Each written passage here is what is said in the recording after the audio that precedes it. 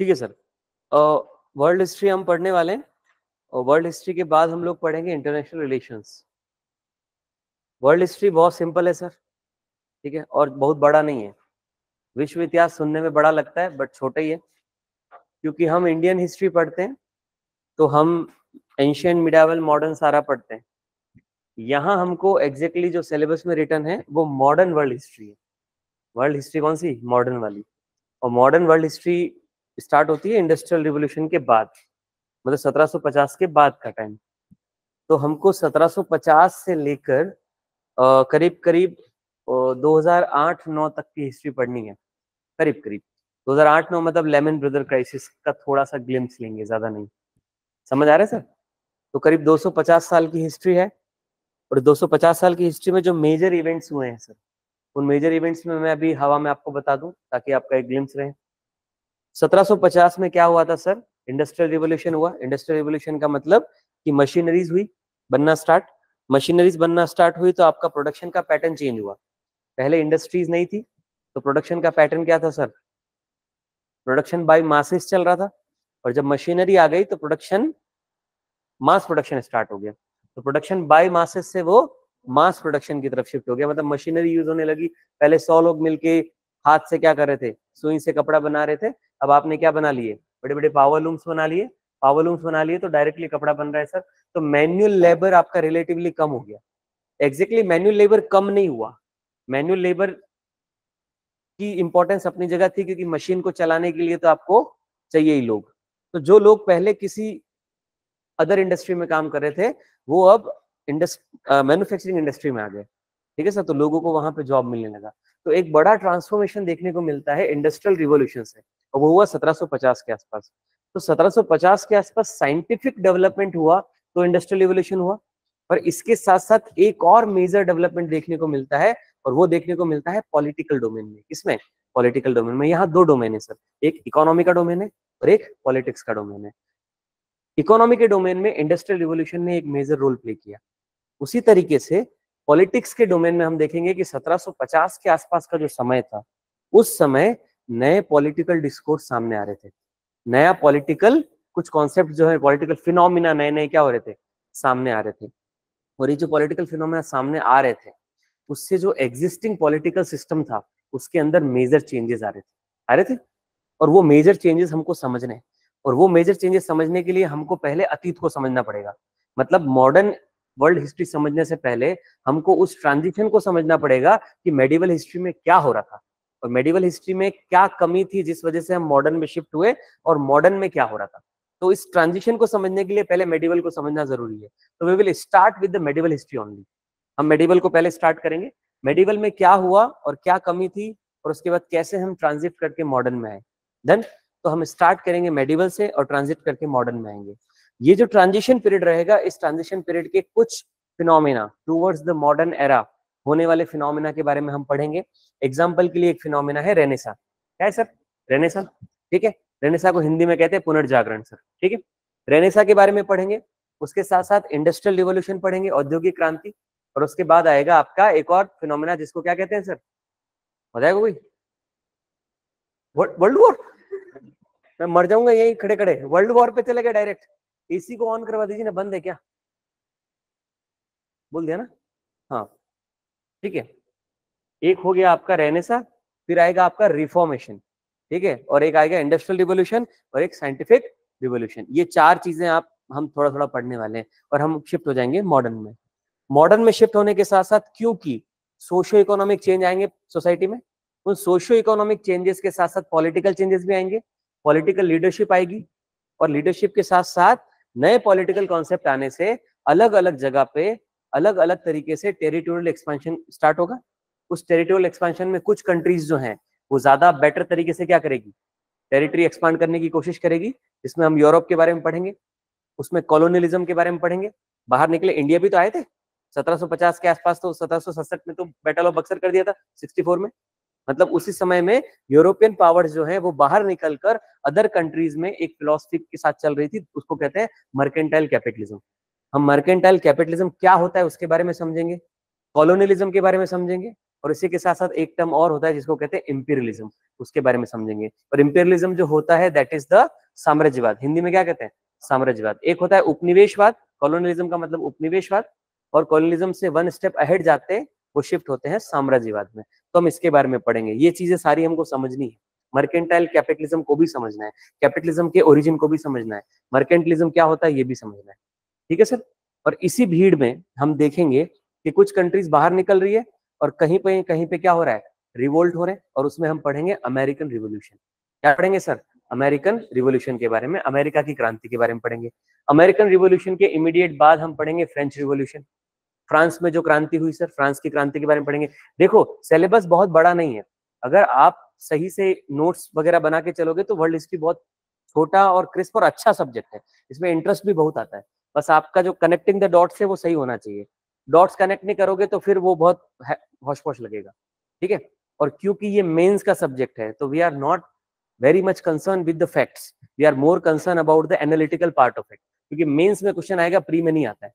Although इसका weightage सिर्फ उतना नहीं है कि मेंस में एक या दो क्वेश्चन आते हैं, नहीं, इसका वेटेज बहुत ज्यादा है, क्योंकि पर्सपेक्टिव बहुत जनरेट करता है। जब तक वर्ल्ड हिस्ट्री आपको पता नहीं रहती ना, आपका मॉडर्न इंडियन हिस्ट्री का पर्सपेक्टिव भी नहीं बन पाता अच्छे से, ठीक है सर। उसके अलावा ऐसे में आपको कई जगह हेल्प करेगा, आपको सोसाइटी में, मतलब हर उस सब्जेक्ट में, ह्यूमैनिटी सोशल साइंस में वर्ल्ड हिस्ट्री क्या करने वाला है, हेल्प करने वाला है। तो ये सब्जेक्ट में अगर क्वेश्चन आप देखोगे, लास्ट ईयर वर्ल्ड हिस्ट्री से एक ही क्वेश्चन आया था, उसके पहले वर्ल्ड हिस्ट्री से क्वेश्चन ही नहीं आया, सीरियसली सर। और इसको पढ़ने में टाइम लगेगा और विसर खपाना पड़ेगा, और आप कहोगे इसमें से क्वेश्चन नहीं आता।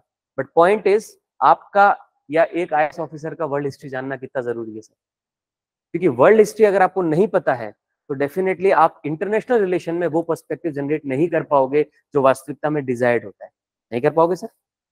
भाई आईआर क्या होता है, दो देशों के बीच में, दो देश के बीच में संबंध, और दो देश के बीच में संबंध तो तब समझ पाओगे ना जब आप 200 साल का इतिहास आपको पता होगा कि पहले इन्होंने क्या किया, ठीक है sir. That's why world history का शायद क्लियर या जो विजिबल बेनिफिट है वो शायद मार्क्स में डायरेक्ट नहीं दिखे, बट जो इसका कोवर्ट बेनिफिट है वो काफी ज्यादा है, ठीक है। And one is expected to know the world history, done sir, okay. तो हमने ये सारा देखेंगे, तो हम अमेरिकन रिवोल्यूशन पढ़ने वाले कि अमेरिका कैसे आजाद हुआ सर। यूरोप ने अमेरिका को भी गुलाम बना रखा था सर, आज अमेरिका जो चौड़ में घूमता है ना, वो चौड़े में थे, वो इतना सा जो क्या बोलते हैं एक आइलैंड था ब्रिटेन, उस इतने से आइलैंड ने पूरे के पूरे कॉन्टिनेंट को क्या कर रखा था, स्लेव बना रखा था या गुलाम कॉलोनी बना रखा था अपनी। तो कुछ ना कुछ तो रहा होगा, हम उस आइडियोलॉजी को समझेंगे। और इस आइडियोलॉजी के साथ साथ ना you must understand the concept of power and hegemony.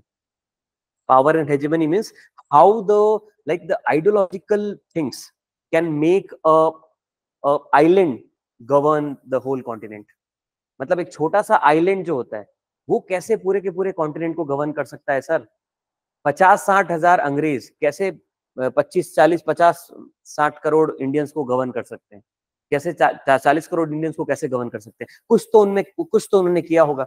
ये जो आइडिया है हेजेमनी का आइडिया, कि how the ruler, somebody who know how to use the power, they know how to influence the decisions of others, that art, that adroitness in their communication, in their idea, that how to persuade people, how to make slaves, ठीक है, उनको पता है कि slaves को slave रहने देना है, वो उस पावर को किस तरीके से एक्सरसाइज करते थे, और वो पावर आज भी एक्सरसाइज कर रहे हैं सर लोग।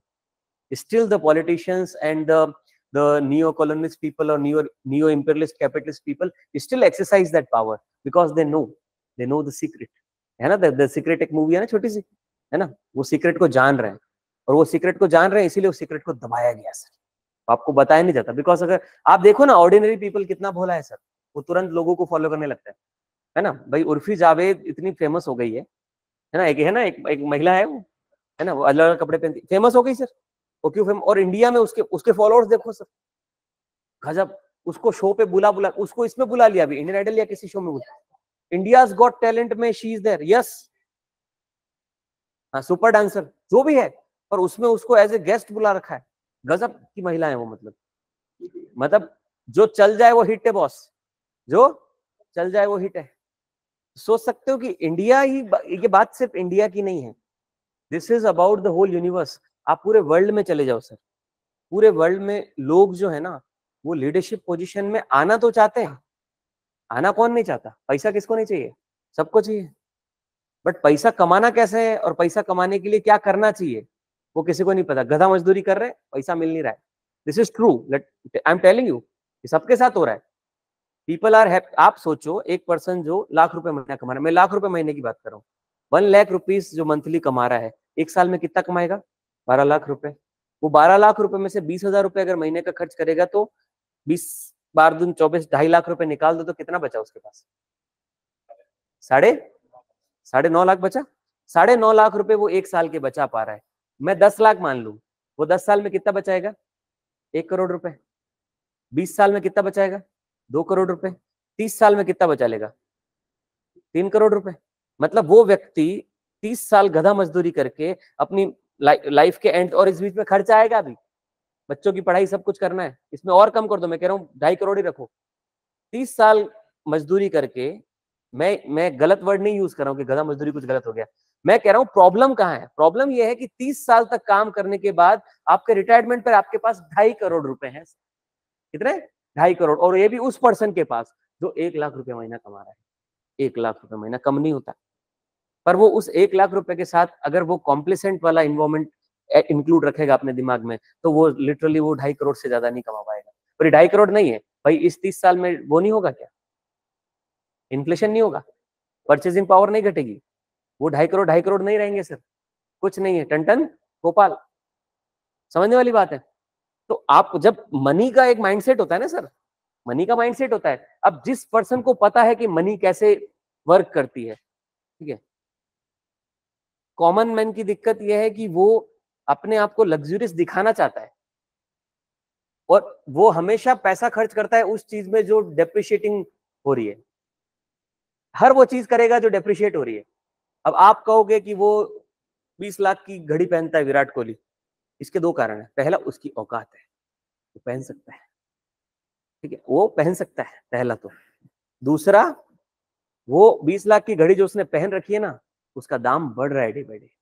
पता है आपको, जो रोलेक्स की घड़ी उसने पहन रखी है, वो रोलेक्स की घड़ी का दाम डेप्रिशिएट नहीं हो रहा है, वो रोलेक्स की घड़ी का दाम डे बाई डे क्या हो रहा है, बढ़ रहा है, क्योंकि वो अप्रिशिएटिंग क्या है, एसेट है। अभी रिसेंटली राधिका करके कोई है ना, क्या नाम है उसका, मर्चेंट नहीं, अंबानी से बाहर आऊं थोड़ा, राधिका मर्चेंट की बात नहीं कर रहा हूँ। अरे एक सीईओ है ना, इसकी क्या नाम, कौन सा एक है, और शार्क टैंक में भी थी, उसने बोला कि I don't invest my money in luxury cars, I can buy as many as luxury car as I want, but I don't buy luxury cars because luxury cars or any automobile is a depreciating asset. अगर वो मैं 1 करोड़ या 1.5 करोड़ की car खरीद लूंगी, मैं तो खरीद सकती हूँ, मैं तो रोल्स रॉयस भी खरीद सकती हूँ, बट मैं नहीं खरीद रही हूँ, बिकॉज ऑटोमोबाइल सबसे वर्स्ट आपका क्या होता है, इन्वेस्टमेंट होता है, क्योंकि वो डेप्रिशिएट होने वाला है। हम पढ़ेंगे इकोनॉमी में डेप्रिशिएटिंग क्या होता है, ठीक है। ये लैपटॉप है, डेप्रिशिएटिंग एसेट है सर, अभी 1 लाख रुपए का है ना, और अगर इसका 10% से क्या हो रहा है, डेप्रिशिएशन हो रहा है, 10 साल बाद ये जीरो का हो जाएगा। मतलब हर साल इसका 10% वैल्यू क्या हो रहा है, कम हो रहा है। और यूजुअली जो पर्सन मनी को समझता है, और मनी समझने के लिए किताबें पढ़ने की जरूरत नहीं है, it is not about books, let me tell you, there are so many Marwari people who are अनपढ़ एंड हैड करोड़ों के assets, because they know how money works. उनको पता है कि पैसा काम कैसे करता है। तो इंपॉर्टेंट ये है कि आपको वो चीज पता होनी चाहिए। जरूरी नहीं कि किताबें, आप एमबीए फाइनेंस करके आओगे आईआईएम अहमदाबाद से तो ही आप करोड़पति बनना ही, वो एमबीए फाइनेंस करने के बाद भी 1.5 लाख रुपए की नौकरी ही कर रहा है। ठीक है, तो पॉइंट वो नहीं है, पॉइंट वो है कि आपको समझ में आना चाहिए कि मनी कैसे काम करती है। और जो लोग जानते हैं वो जानते हैं, जो लोग जानते हैं वो जानते हैं। आप देखोगे जिसके पास पैसा है ना, उसके पास इतना आ रहा है ना, क्योंकि उसको पता है कि एक सर्टेन पीरियड ऑफ टाइम के बाद रिटर्न्स ऑटोमेटिक हो जाते हैं। मनी का भी कॉन्शियस और सबकॉन्शियस माइंड है सर। अगर आपका मनी मेकिंग जो है वो सबकॉन्शियस में चला गया, तो फिर वो ऑटोमेटिक रिटर्न दे रहा है, भले आप सो रहे हो तो भी आप पैसा कमा रहे हो। Means you should always have more than 5 sources of income. कहते हैं सर 5 सोर्सेज ऑफ इनकम होना चाहिए, पर 90+% लोग जो हैं उनको ये चीज पता नहीं है, और बाकी 10% में जिनको पता है, उनमें उनके अंदर से वापस 90% उसको इंप्लीमेंट नहीं कर पाते, because risk is involve sir.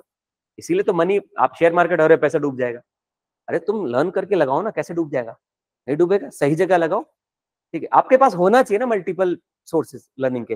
खैर अपार्ट फ्रॉम दिस वापस आ जाओ, पैसे से बाहर आओ, पैसे में दिमाग नहीं खपाना, ठीक है। पॉइंट ये है कि यस देयर आर पीपल जो जानते हैं कि पॉलिटिकल डोमेन में कैसे अपने आप को सुप्रीम अथॉरिटी बना सकते हो, कैसे तुम लोगों के इमोशंस को यूज करके उसको अपने लिए बेनिफिट करवा सकते हो। इंडिया में करते हैं ना। एक एग्जांपल आपने मूवी देखी होगी पद्मावती वाली, देखिए ना पद्मावत, उसमें पता है जब वो चित्तौड़ में सामने जाके खड़े हो जाते हैं तो करीब 2-3 महीने हो जाते हैं, कुछ हो ही नहीं रहा होता। चित्तौड़ की गर्मी, भाई गजब गर्मी पड़ती है राजस्थान में, और गर्मी हो रही है, परेशान हो रहे सारे। और ये सब सेना जो होती है अलाउद्दीन खिलजी की, वो कह रही होती है कि यार ये क्या कर रहा है यार, अपनी एक मतलब अपनी सिटबाजी के लिए, अपना मतलब एक लड़की अच्छी लग रही है तो पूरे के पूरे हमको लेकर आ गए यहाँ पे। तो वो उनका आगा खान आके बोलता है ना कि रिबेल का माहौल हो रहा है ना, बगावत। तो वो जाके क्या करता है, हमने सपना देखा था कि खिलजियों का परचम सबसे ऊपर लहराएगा, और झंडे को क्या करता है, गिराता है, और वापस उनके इमोशंस क्या हो जाते हैं, इवोक, और वापस क्या करने लगते हैं, अरे मर जाएंगे, लड़ जाएंगे, खिलजियों का परचम सबसे ऊपर लहराएगा। क्या किया उसने, क्या ये रैशनैलिटी थी, क्या उन लोगों में इतनी समझ नहीं थी? नहीं थी सर। अगर होती तो शायद बगावत ही होती, पर लोगों में इतनी समझ नहीं है। ठीक है, अभी आएगा इसमें। तो ये चीज आपको समझ के चलनी है कि history is to learn. History is not only कि just you are mugging up the facts, no, you need to learn it. मतलब ये सोचने वाली बात नहीं कि छोटा सा आइलैंड जो है, यूरोप कितना सा है, तो छोटा सा है, छोटे छोटे आइलैंड्स हैं, और वो आइलैंड बाहर निकल के पूरे पूरे इंडियन सब कॉन्टिनेंट पे रूल करके चले गए, खुद अपने को अपना लड़ा के चले गए, अपने ही सैनिकों को उन्होंने यूज करके अपने में रिक्रूट कर लिया और अपने अगेंस्ट लगा दिया। कुछ तो उनमें रहा होगा। मतलब आई एम नॉट सेइंग कि व्हाइट मैन्स बर्डन या वैसा कुछ नहीं, कहीं ना कहीं मैं ये कहूंगा कि वो उनकी एड्रॉइटनेस थी, वो उनकी प्रोफिशिएंसी थी, वो ह्यूमन कंडक्ट को समझ रहे थे, वो ह्यूमन इमोशंस को समझ रहे थे, समझ रहे थे। तकलीफ ये थी कि उनका एटीट्यूड इस चीज को लेके सही नहीं था। उनमें एप्टीट्यूड था, बट उन्होंने उस एप्टीट्यूड को राइट एटीट्यूड के साथ यूज नहीं किया। अगर राइट एटीट्यूड के साथ यूज करते तो शायद एक परफेक्ट बैलेंस बनाते in their profit making and the welfare of the people. तो वो शायद आज जो हम यूनियन जैक जो कहते हैं ना कि अरे यूनियन जैक है तो पूरा वर्ल्ड उसके अंडर आ रहा है, तो आज जो कंडीशन है कि yes they do owe reparations, वो नहीं बोल रहे होते हैं। लूट के ही तो ले गए आप, गलती करी ना आपने। एप्टीट्यूड था बट शायद एटीट्यूड नहीं था। Rest of the people innocent थे, बेवकूफ नहीं थे, इनोसेंट थे इनोसेंट सर। शायद उतनी पॉलिटिकल एडरोइटनेस नहीं थी ना बाकी लोगों में, तभी आप फायदा उठाए सर। ठीक है, तो इसको भी समझना है, इस पावर स्ट्रक्चर को समझने की हमको कोशिश करनी है। वर्ल्ड हिस्ट्री में यही है। ये एक आदमी, इसका पर्सनल ईगो सर, एक आदमी के पर्सनल ईगो ने वर्ल्ड वॉर, पर्सनल ईगो था इसका, हम पढ़ेंगे इसको कि हिटलर का क्या स्टोरी है। पर्सनल ईगो था इसका, और पर्सनल ईगो को इसने सर वर्ल्ड वॉर बना दिया। वर्ल्ड वॉर, लाखों लोग मर गए, और इसकी इतनी ज्यादा वाकपटुता थी इस व्यक्ति में कि आके बोल रहा है ना तो जर्मन्स पागल हो जा रहे हैं, पागल हो जा रहे हैं। ये जो कितनी एट्रोसिटी कर रहा है फिर भी पागल हो जा रहे हैं। We will draw so many conclusions, we will draw so many analyses, उस टाइम की और अभी करंट में हम देखेंगे कि क्या आज उस टाइम के 100 साल बाद भी, करीब करीब 80-90 साल, 100 साल आने वाले, वर्ल्ड वॉर 1 से तो 100 साल हो ही गए, कि क्या अभी के कंटेक्ट करंट सिनेरियो में कनेक्ट हो रही चीजें। आप जब ग्लोबल पॉलिटिक्स आईआर में पढ़ोगे तो उस ग्लोबल पॉलिटिक्स में वर्ल्ड हिस्ट्री के कंटेक्स्ट को डालना है आपको, कहीं ना कहीं ऐसे में डालना है आपको कि हाँ इस तरीके की चीज वहां हुई है, समझ रहे सर। सोसाइटी में कहीं आ जाता है तो डालना है उसको। चलो करें स्टार्ट। तो we are going to start world history, और उसके बाद हम कहाँ चल रहे थे, अभी मैं बता रहा था आपको कि हम कहाँ पहुंच गए। अमेरिकन रिवोल्यूशन पढ़ेंगे, अमेरिकन रिवोल्यूशन के बाद हम फ्रेंच रिवोल्यूशन पढ़ेंगे, फ्रेंच रिवोल्यूशन के बाद हम यूनिफिकेशन ऑफ जर्मनी पढ़ेंगे। मतलब हमारी 3-4 चीजें थोड़ी यूरोप तक कन्फाइंड है। पहली तो अमेरिका तो अलग हो गया सर, अमेरिकन रिवोल्यूशन। फिर हम पढ़ेंगे किसका, फ्रेंच रिवोल्यूशन, फ्रांस की क्रांति पढ़ेंगे सर। फ्रांस की क्रांति के बाद जर्मनी का यूनिफिकेशन पढ़ेंगे, इटली का यूनिफिकेशन पढ़ेंगे, यहां तक हमारा यूरोप वाला पार्ट हो जाएगा। देन उसके बाद हम देखेंगे कि कैसे नेपोलियन की एंट्री होती है, नेपोलियनिक वॉर्स होते हैं, और यूरोप का जो पॉलिटिकल बैलेंस है वो कैसे बिगड़ता है। और यूरोप के पॉलिटिकल बैलेंस बिगड़ने से ही अल्टीमेटली वो कल्मिनेट होता है किसमें सर, वर्ल्ड वॉर 1 में। तो वर्ल्ड वॉर 1 की पूरी बैकग्राउंड आएगी, वर्ल्ड वॉर 1 को समझेंगे, उसके बाद वर्ल्ड वॉर 1 के बाद क्या कंडीशन बन रही वो देखेंगे। ठीक है, इकोनॉमिक डिप्रेशन के बारे में पढ़ेंगे, और वर्ल्ड वॉर 1 और 2 के बीच का ट्रांजिशन और फिर वर्ल्ड वॉर 2 सर। और वर्ल्ड वॉर 2 के बाद कैसा पॉलिटिकल बैलेंस बन रहा है वर्ल्ड का वो डन। और इसके बीच में हमारी चाइना, रशिया और जापान की हिस्ट्री आएगी, कॉलोनियलिज्म की हिस्ट्री आएगी सर डन। 1945 के बाद जब वर्ल्ड वॉर खत्म हो जाएगा, उसके बाद का वर्ल्ड कैसा है सर, उसके बाद कैसे बाइफर्केशन हुआ, उसके बाद कैसे नॉन अलाइन मूवमेंट चला, उसके बाद कैसे यूएसएसआर ने अपनी क्या आगे बढ़ाया, कैसे यूएसए आगे बढ़ा, वियतनाम वॉर में क्या हुआ सर, वियतनाम वॉर के बारे में पढ़ेंगे, रशियन रिवोल्यूशन आ ही गया सर, ठीक, रशिया के अंदर जो पॉलिसी चेंज आएंगे वो देखेंगे। और यूएसएसआर जो है अल्टीमेटली जब कोल्ड वॉर होगा पूरा 1945 के बाद से कोल्ड वॉर, शीत युद्ध हो जाएगा, और शीत युद्ध पे हम खत्म करेंगे 1991 में, जब शीत युद्ध खत्म हो जाएगा और अमेरिका क्या है विक्ट्री क्लेम कर देगा अपनी, वो पढ़ेंगे। उसके बाद हम पढ़ेंगे कि एशिया में क्या इकोनॉमिक क्राइसिस 97-98 का हुआ। उसके बाद हम पढ़ेंगे कि 9/11 के बारे में थोड़ा पढ़ेंगे, और 9/11 के बाद क्राइसिस, ये जो लेमन ब्रदर क्राइसिस हुआ। मेजर आपका वर्ल्ड हिस्ट्री यही है सर, ठीक है। और ये हार्डली मुझे लगता है पिछली क्लास में आई थिंक हमने 15 क्लासेस करी थी, इसमें भी करीब करीब इतनी क्लासेस हम लोग करेंगे। वर्थ इट है सर, 15 क्लास करनी चाहिए वर्ल्ड हिस्ट्री की। और उसके बाद हम लोग मूव करेंगे इमीडिएटली आईआर में। चलिए हम स्टार्ट करें। ओके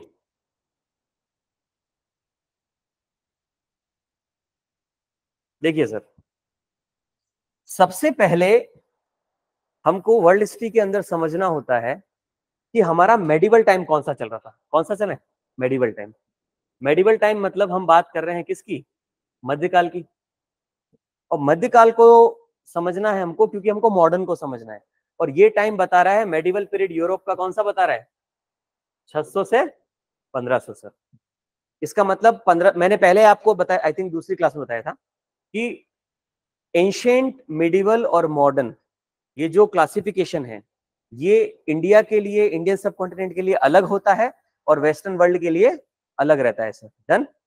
इंडिया बहुत ज्यादा डिफरेंस नहीं है, थोड़ा सा डिफरेंस है। जैसे इंडिया का जो नॉर्मली मानते हैं वो भी टाइम पीरियड करीब करीब यही है कि हम गुप्तास का डिक्लाइन होता है उसके बाद के टाइम पीरियड को क्या मानते हैं, मिडिवल मानते हैं। और वहां से लेके हम आ जाते हैं करीब करीब invasion of the Britishers, European invasion या फिर इंडस्ट्रियल रिवोल्यूशन, मोर और लेस वैसा ही है, थोड़ा सा फर्क है देन। तो 600 एडी से 1500 एडी का जो टाइम है ये आपका मिडिवल टाइम है। हमारा कंसर्न मिडिवल टाइम नहीं है, हमारा कंसर्न है कि ये जो टाइम है सर 1000 साल का, इस 1000 साल के टाइम में क्या सिस्टम चल रहा था, उस सिस्टम को समझ ले और उसके बाद आगे का ट्रांजिशन कर ले डन। इस पूरे ड्यूरेशन में, इस वाले 1000 साल में यूरोप में जो सिस्टम चल रहा था सोसाइटी का, उसी सिस्टम को कहते हैं क्या, फ्यूडलिज्म। तो हम समझेंगे कि फ्यूडलिज्म होता क्या है। हिंदी में इसको कहते हैं सामंतवाद। क्या कहते हैं, सामंतवाद।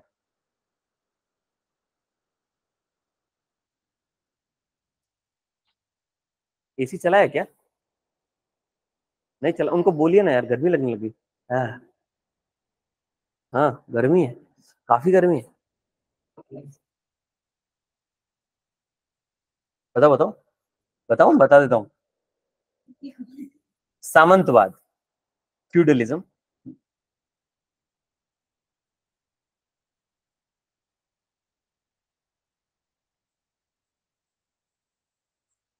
फ्यूड, ठीक है, बोला क्या, एसी खराब हो गया, नहीं नहीं कैसी बात कर रहे हैं यार, खराब नहीं हुआ है, चल रहा है जी। तो इस 1000 साल में यूरोप में जो सिस्टम चल रहा था वो सिस्टम का नाम है सर फ्यूडलिज्म, जिसको हिंदी में कहते हैं सामंतवाद।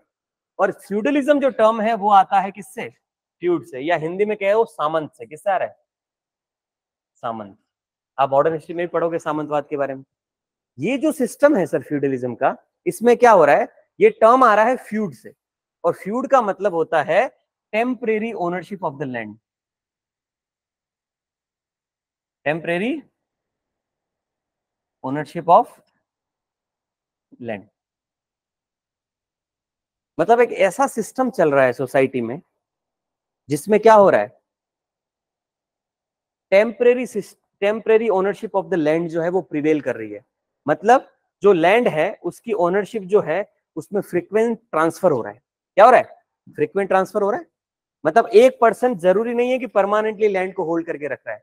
वो लैंड जो है हो सकता है आज किसी एक पर्सन का है, बट वो over the period of time किसी और पर्सन को क्या हो जाए सर, अलॉट हो जाए। ये वाला सिस्टम प्रिवेल कर रहा था, और इसी सिस्टम को कहते हैं फ्यूडलिज्म। क्या कहते हैं? फ्यूडलिज्म। ये तो एक लिटरल डेफिनेशन है नेम वाली, पर फ्यूडलिज्म एग्जैक्टली समझ में आएगा इसके characteristics.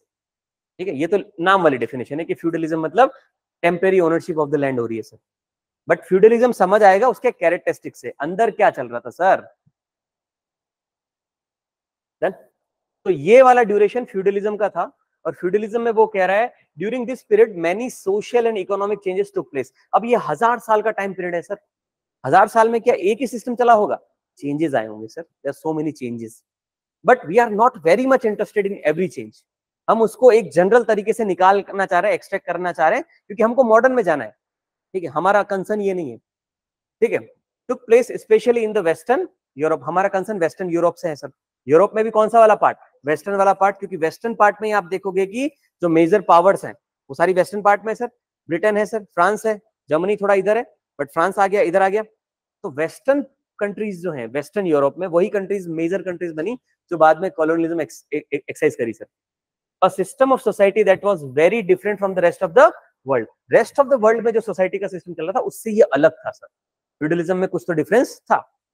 Developed western, it came to be known by the feudalism. ठीक है सर, तो एक तो टर्म समझ आ गया फ्यूडलिज्म। अब क्या कह रहा है अंडर दिस? अब फ्यूडलिज्म में क्या हो रहा था? Society was divided into rigid classes. Society में बहुत सारे क्या थे? क्लासेस थी। Politically there was no central authority. Politically there was no central authority, सबसे बड़ा कैरेक्टरिस्टिक है फ्यूडलिज्म का। फ्यूडलिज्म में क्या हो रहा है? कोई भी सेंट्रल अथॉरिटी नहीं है सर। मतलब हम देख रहे हैं इतने टाइम से कि राजा है सर, और राजा के अंदर किंगडम बन रहा है, राज्य चल रहा है, चल रहा है। बट फ्यूडलिज्म में क्लियर कह रहा है there would be no central authority. मतलब कोई भी राजा, राजा है, there is a king, but वो किंग जो है वो इतना इफेक्टिवली रूल कर नहीं पा रहा है। उसके जो सबऑर्डिनेट्स हैं वो राजा से भी ज्यादा पावरफुल हो गए। समझ पा रहे हैं?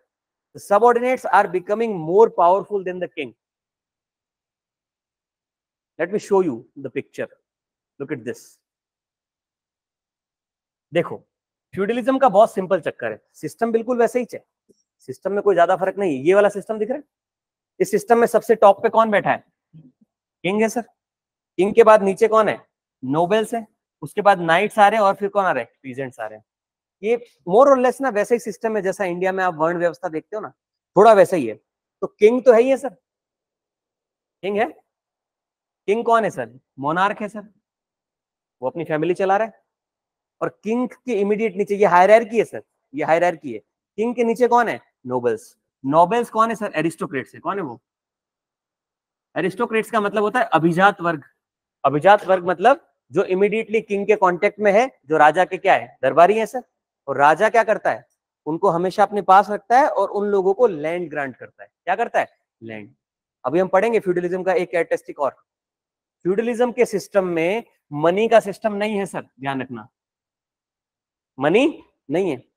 फ्यूडलिज्म में सारा का सारा जो कॉन्सेंट्रेशन है, फोकस, वो किस पर है सर? लैंड पर है।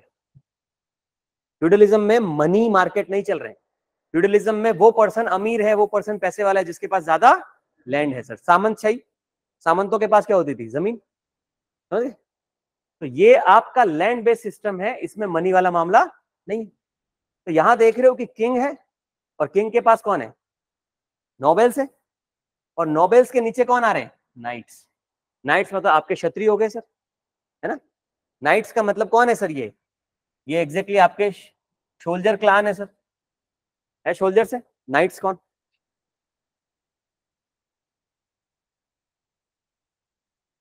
Brian of Tarth. किसने नाइटहुड दिया था उसको? ब्रियन ऑफ टार्थ को नाइटहुड किसने दिया था? सर जेमी लेनिस्टर ने दिया था। कुछ पता ही नहीं तुम लोगों को, क्या वर्ल्ड हिस्ट्री पढ़ोगे तुम लोग। उनका अलग प्रेम कहानी चल रहा था। हाँ। और सरसी को पता चल गया। हाँ, सरसी गुस्सा हो गई। हाँ, किंग स्लेयर, नाइट्स। ठीक है, नाइट्स कौन है सर? सोल्जर क्लान हो गए। और सबसे नीचे कौन आ रहे हैं? पीजेंट्स। और सिर्फ पीजेंट्स नहीं है, पीजेंट के साथ साथ आपके क्राफ्ट्समैन, छोटे मोटे जो भी है, वो सारे के सारे किसमें आ रहे हैं? इसमें आ रहे हैं। इसको कंपेयर कर लो उससे, थोड़ा और डिटेल्ड है, फ्यूडल पिरामिड ऑफ पावर दे रखा है ना। उसके अंदर क्या बता रहे हैं? सबसे ऊपर कौन है सर? अभी इनको भूल जाओ, ये चच्चा ऊपर है ना, इनको थोड़ी देर के लिए भूलो, देख ही लिया आप, क्या ही भूलोगे। ठीक है, ये कौन लग रहे हैं?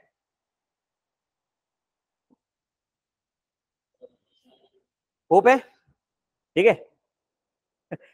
पोप नहीं है, पापी है ये।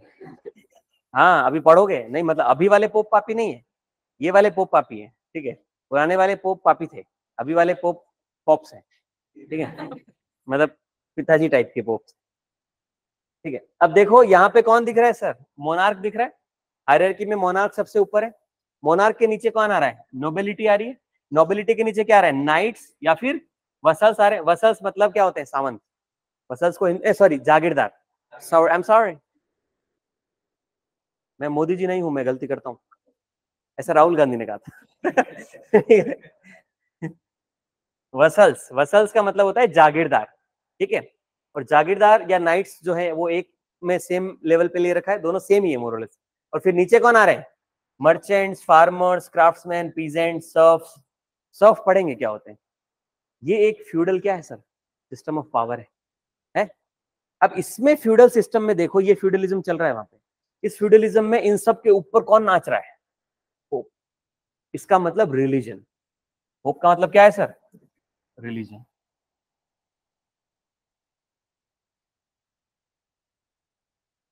Here what we need to understand, if you go on in a little bit past, then we get to know कि रोमन कैथोलिक चर्च जो है, Roman Catholic church, Roman church, पूरे यूरोप में रिलीजन की जो हाईएस्ट अथॉरिटी माना जाता था पूरे यूरोप में। यूरोप में क्या थी? क्रिश्चियनिटी थी। और जो अथॉरिटी माना जाता था, वो अथॉरिटी माना जाता था रोमन कैथोलिक चर्च को। किसको?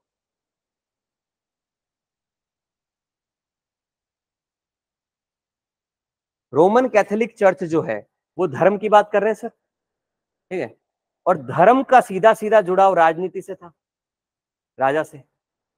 राजा को पावर में रहना है, धर्म से लोगों को बेवकूफ बनाया जा सकता है, ठीक है। तो धर्म में उन्होंने राजा को कंटिन्यू क्या करना है? पावर में रहना है। और धर्म में जो लोग राज कर रहे हैं, या जो जो क्लैर्जी है, जो चर्चेज हैं, उन चर्चेज को क्या चाहिए सर? पावर की पोजीशन उनको भी चाहिए। They just want to maintain their legitimacy. और वो लेजिटिमेसी मेंटेन कैसे करेंगे? रिलीजियस या इमोशंस को इवोक करके। और रिलीजियस इमोशंस को इवोक कर रहे थे। देखो, रिलीजन का सबसे बढ़िया टूल होता है फियर। रिलीजन का सिंपल टूल है फियर। लोगों में डर है, उस डर को क्या करना है? फायदा उठाना है, बढ़ाना है। डर बढ़ेगा, ऑटोमेटिकली वो क्या करेंगे? और डर बढ़ाने के लिए आप डॉक्ट्राइन्स निकालते हैं, और वो डॉक्ट्राइन्स वैसे होते हैं जो कहीं ना कहीं फेवर करेंगे उनको। एग्जाम्पल के लिए, अगर तुम ये करोगे तो तुम्हें वो हो जाएगा, तुम ये करोगे तो तुम्हें वो हो जाएगा। तो अगर तुम ये नहीं करो तो बहुत अच्छा है, और ये नहीं करोगे तो कुछ तो करोगे, और कुछ तो करोगे तो यहाँ आओ। बात सिंपल है, बहुत सिंपल है। इस चीज को समझो, आसान नहीं है, हंसो मत। ठीक है, देखो, तुम अगर ये करोगे तो तुम्हें वो हो जाएगा। मतलब तुमने अगर ये काम किया, ये पाप है सर, ये क्या है? This is a sin. If you will do this, then you will go to नर्क। नरक में जाओगे, नरक की आग में जलोगे अगर तुमने ये किया तो तुम ये मत करो। तुम ये नहीं करोगे तो कुछ तो करोगे। तो replace this with going to church. बात समझ आ रहा है? इसको रिप्लेस करो, पाप मत करो, अच्छा काम करो। और अच्छा काम क्या है? चर्च जाना अच्छा काम है। चर्च जाना अच्छा काम है तो वहां आ जाओ, फिर तो हम लपेटे में ले लेंगे, फिर तो हम तुमको क्या कर देंगे? इंडोक्ट्रिनेट कर देंगे सर। वही तो पावर है उनकी सर। चर्च और क्लर्जी में पावर थी कि वो मैनिपुलेट कर सकते थे लोगों को। तो पहले वो फुटफॉल बढ़ाते थे, फुटफॉल बढ़ाने के बाद मैनिपुलेट करते। आजकल मैं भी यही कर रहा हूँ पीएसआई के बेस में। फुटफॉल बढ़वा रहा हूँ, फिर मैं मैनिपुलेट कर देता हूँ। स्ट्रेंथ बढ़ रही है ना। हाँ। जस्ट किडिंग ना, पता चला कल सारे गायब हो गए कि हमको मैनिपुलेट कर रहे। अरे सब्जेक्ट में मजा नहीं आ रहा क्या? तो फिर हाँ, वो मैनिपुलेशन ही बोलते हैं उसको।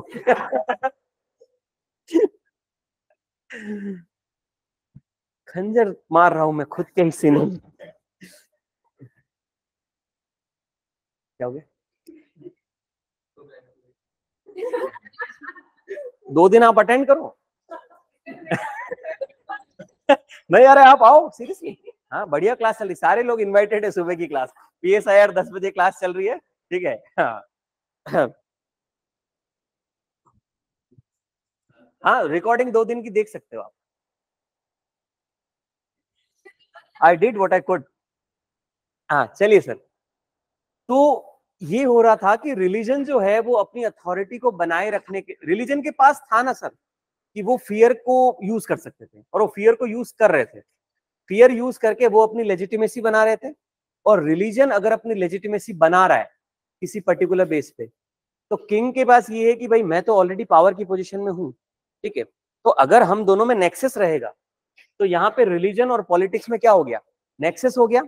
किंग पैटर्नेज दे रहे हैं किन को, रिलीजन को। किंग रिलीजन का ध्यान रख रहे हैं, और रिलीजन जो है वो अपनी प्रीचिंग्स में बता रहा है कि भैया किंग जो है वो डिवाइन है। तो यहाँ एक थ्योरी आती है, divine right of the king. क्या आती है? Divine rights of the king. राजा के पास ऐसे अधिकार हैं क्योंकि राजा क्या है सर, वो तो भगवान है। राजा थोड़ी है वो, क्या है, भगवान है। जॉफरी क्या था, रॉबर्ट बेराथियन का बेटा है सर। हाउस बेराथियन को क्या कर रहा है, वो लीड कर रहा है, प्रिंस है। जॉफरी क्या है, राजा है। इतना गंदे से मारे थे उसको, बहुत सबसे सैड, नहीं जॉफरी से गंदा तो वो मरा था। कौन? वो तो कूद गया था बिल्डिंग से। अरे वो प्रिंस ऑफ मरीन, बहुत गंदा मारा था उसको, मेरा दिल टूट गया। और वो टीरियन का चैंपियन था वो, और वो पूरा रिवेल के साथ लड़ रहा था, क्योंकि उसको पूरा उसकी बहन और ये सब याद आ रहा था पुराना। और वही था, mountain he, mountain was responsible for all that. हाँ नहीं, दुख इस चीज, एक तो वो भी अच्छा आदमी था, ओबरिन, ओबरिन टेरल। हाँ वो भी अच्छा आदमी था, और वो लड़ जिस टीरियन के लिए लड़ रहा था यार। मुझे लगा था टीरियन गया, मुझे लगा वो माउंटेन उसी समय जाके उसको लटका देगा, पर टीरियन थोड़ा खिसक गया तो अच्छा रहा। टीरियन बहुत स्मार्ट है, आई लव टीरियन। हाँ, और सबसे जो दुखद डेथ एक और पर्सन की भी है, टाइविन लेनिस्टर की। टाइविन लेनिस्टर, आपने गेम ऑफ थ्रोन्स जिसने देखा है, टाइविन लेनिस्टर का एटीट्यूड मुझे सबसे सही लगता है, सबसे सही। मतलब वो पर्सन ना आंखों से डरा सकता था, कुछ नहीं बोल रहा है, खड़ा है और देख रहा है तुमको, वो डरा देगा तुमको। और एक्टिंग भी उस पर्सन ने क्या करी है, गजब। पर उसकी डेथ बहुत गड़बड़ हुई ना यार, उसके बेटे ने मारा और ऐसी जगह मारा। That's not the right place for some warrior to die. हाँ, अब कुछ लोग जो नहीं देखे गेम ऑफ थ्रोन्स, शायद उनको कंटेक्स्ट नहीं समझ आ रहा हो।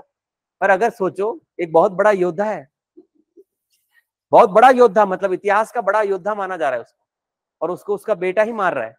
और बेटा मार भी ऐसी ऐसी, समझ रहे हो, मतलब ऐसी ऐसी जगह नहीं मार रहा है कि भाई क्या कर रहा है, अगला सुबह सुबह उठा है कहीं गया है, उसको वही मार दिया। तो याद आ रहा है, याद वो भाला मारा, वो भाला कंटेक्स्ट यही है, टाइविन लेनिस्टर को ही मारा था, समझ गए। अच्छी बात नहीं है। जगमोहन, जगमोहन नहीं, वो टाइविन लेनिस्टर है, समझ गए। तो समझ आ रहा है सर। तो यहाँ क्या खेला चल रहा है, यहाँ खेला चल रहा है पोप और राजा के बीच में। पोप कह रहा है भय का फायदा उठा के रिलीजियस डॉक्ट्राइन को प्रोपोगेट करो, भय का फायदा उठा के लोगों को चर्च बुला रहे हैं, और लोगों को चर्च बुला के ये कह रहे हैं कि भाई साहब divine right of the king, king is always right. तो रिलीजन जो है वो यूज कर रहे हैं किसके लिए, मोनार्की को कंटिन्यूस रखने के लिए, उसकी लेजिटिमेसी बढ़ाने के लिए। और इसके साथ मोनार्क जो है वो इसको पैसा दे रहा है, पैसा दे रहा है, और पैसा देने के साथ साथ क्या कर रहा है, प्रोटेक्शन भी दे रहा है, दोनों दे रहा है सर। तो तब तक ठीक चल रहा था, ये मैं एंशिएंट की बात कर रहा हूँ थोड़ा सा पीछे। बट अब धीरे धीरे क्या हो रहा है कि चीजें बदल रही है, धीरे धीरे क्या हो रहा है, चीजें बदल रही है। अब आप यहाँ जो देख रहे हो, ये जो फ्यूडल सिस्टम है, इसमें भी ये चल रहा था, divine right of the king तब तक भी प्रिवेल कर रहा था। पर यहाँ पे बदलाव आएगा कि ये जो मोनार्की आपको दिख रही है, ये क्या दिख रही है सर, ये जो मोनार्की दिख रही है, फ्यूडलिज्म में आ जाओ वापस। इसमें ये जो मोनार्क है, जो राजा है, वो राजा देखो, राजा क्या दे रहा है, नीचे क्या जा रहा है, लैंड। ये लैंड राजा ने किसको दिया, नोबेलिटी को दिया। अब ये नोबेलिटी कौन है सर, कौन है ये लोग, कहां से आते हैं, ये कोई नहीं चाटुकार लोग हैं, हाँ राजा, अरे आप ही है सर, हुकुम आप ही सब कुछ हो, समझ आ रहा है? थोड़ा बहुत पैसा उनके पास है, ठीक है। अरे पॉलिटिकल पार्टीज में नहीं होते क्या उभरते हुए नेता, वही है वो, ठीक है। हाँ जैसे राजा जी आए लेट जाएंगे, अरे आप ही हैं, प्रचार प्रसार कर रहे हैं, समझ रहे हो? मतलब ये नोबेलिटी जो है एग्जैक्टली ये एरिस्टोक्रेटिक नोबेलिटी है। मतलब ये एरिस्टोक्रेट अभिजात वर्ग के लोग हैं जो थोड़ा बहुत प्रॉपर्टी, राजा के पास जाने की एक्सेस कौन रखेगा? वही रखेगा जो ऑलरेडी थोड़ा बहुत तो स्टेट हेल्ड कर रहा है, थोड़ा बहुत पैसा। गरीब आदमी बाहर विनोद करते करते थोड़ी राजा के पास चला जाएगा, राजा के पास अगर पहुंच पा रहा है इसका मतलब थोड़ा बहुत पैसा रखते हैं वो, मतलब एरिस्टोक्रेट्स हैं सर, मतलब ऑलरेडी वो अभिजात वर्ग के लोग हैं और वो राजा के साथ है। अब इसके साथ साथ वो नोबेलिटी जो है वो सीधा सीधा जुड़ी हुई थी किस पे? बर्थ पे। मतलब सिर्फ ये चक्कर नहीं था कि पैसा होना चाहिए, उन्होंने कुछ पर्टिकुलर बर्थ पे भी बना रखा था। हमने देखा ना भाई, भाई हाउस बेराथियन है, हाउस लेनिस्टर है, हाउस स्टार्क है, और क्या था? टारगेरियन। इतने सारे हाउस दिख रहे हैं ना सर। इन हाउस के अलावा इन हाउस के लिए लड़ कौन रहा था? कॉमन मैन लड़ रहा था। मतलब ये एरिस्टोक्रेट्स हैं सर। ये मतलब किसी एक पर्टिकुलर हाउस में पैदा हुए तो आप क्या हो गए? अभिजात वर्ग के हो गए। और आप हाउस में पैदा हो रहे हैं तो उस पर्टिकुलर टेरिटरी को आप रूल कर रहे थे और आपके पास क्या था? पैसा था। और आपके अब यहाँ बैराथियन जो है वो सर किंगशिप कर रहा था, कर रहा था। उसका हैंड ऑफ द किंग कौन बन रहा था? कभी वो बन रहे लेनिस्टर बन रहे सर, कभी स्टार्क बन रहे सर, है ना? नेड स्टार्क को ऐसे ही मार दिया, नॉनसेंस। तो बर्थ के बेस पे भी डिपेंड कर रहा था कि एरिस्टोक्रेट कौन होंगे, और उसके पास पैसा भी था। और वो सब किसके क्लोज थे? राजा के क्लोज थे। और राजा के क्लोज थे तो राजा उनको क्या करता था? एस्टेट देता था। क्या देता था? स्टेट नहीं, एस्टेट। एस्टेट मतलब लैंड की बात कर रहे हैं। तो लैंड दे रहा है और उस लैंड पे वो क्या कर रहे हैं? नोबेलिटी रूल कर रही है। अब नोबेलिटी के पास जो लैंड है वो नोबेलिटी अपने अंडर रखती थी किनको? नाइट्स को और वसल्स को। वसल्स का मतलब है जागीरदार। अब क्योंकि नोबेलिटी के पास काफी ज्यादा क्या है? लैंड है। इस लैंड को वो नीचे डिस्ट्रीब्यूट करते थे किसके बीच में? जागीरदारों को देते थे। और वो जागीरदार जो करते थे वो उस पर्टिकुलर एरिया को क्या करते थे? अपने हिसाब से टैक्सेशन वगैरह वसूल रहे हैं सर, समझे? और नीचे कौन है? ये तो कुछ है ही नहीं, इनको कोई गिन ही नहीं रहा क्योंकि इनके पास पावर नहीं है सर। ये एक स्ट्रक्चर बन गया था किसमें? फ्यूडलिज्म में। बट यहां एक प्रॉब्लम थी, ये स्टार्ट हुआ और स्टार्ट होने के साथ साथ ये जो मोनार्क है वो मोनार्क ग्रेजुअली क्या हो गए? वीक हो गए। मोनार्क वीक हुए, सेंट्रल अथॉरिटी वीक हुई। जैसे ही सेंट्रल अथॉरिटी वीक होती है वहीं पे वहां उनके सबऑर्डिनेट्स को एक अपॉर्चुनिटी मिलती है to stay away from the central authority to gain the autonomy. Done.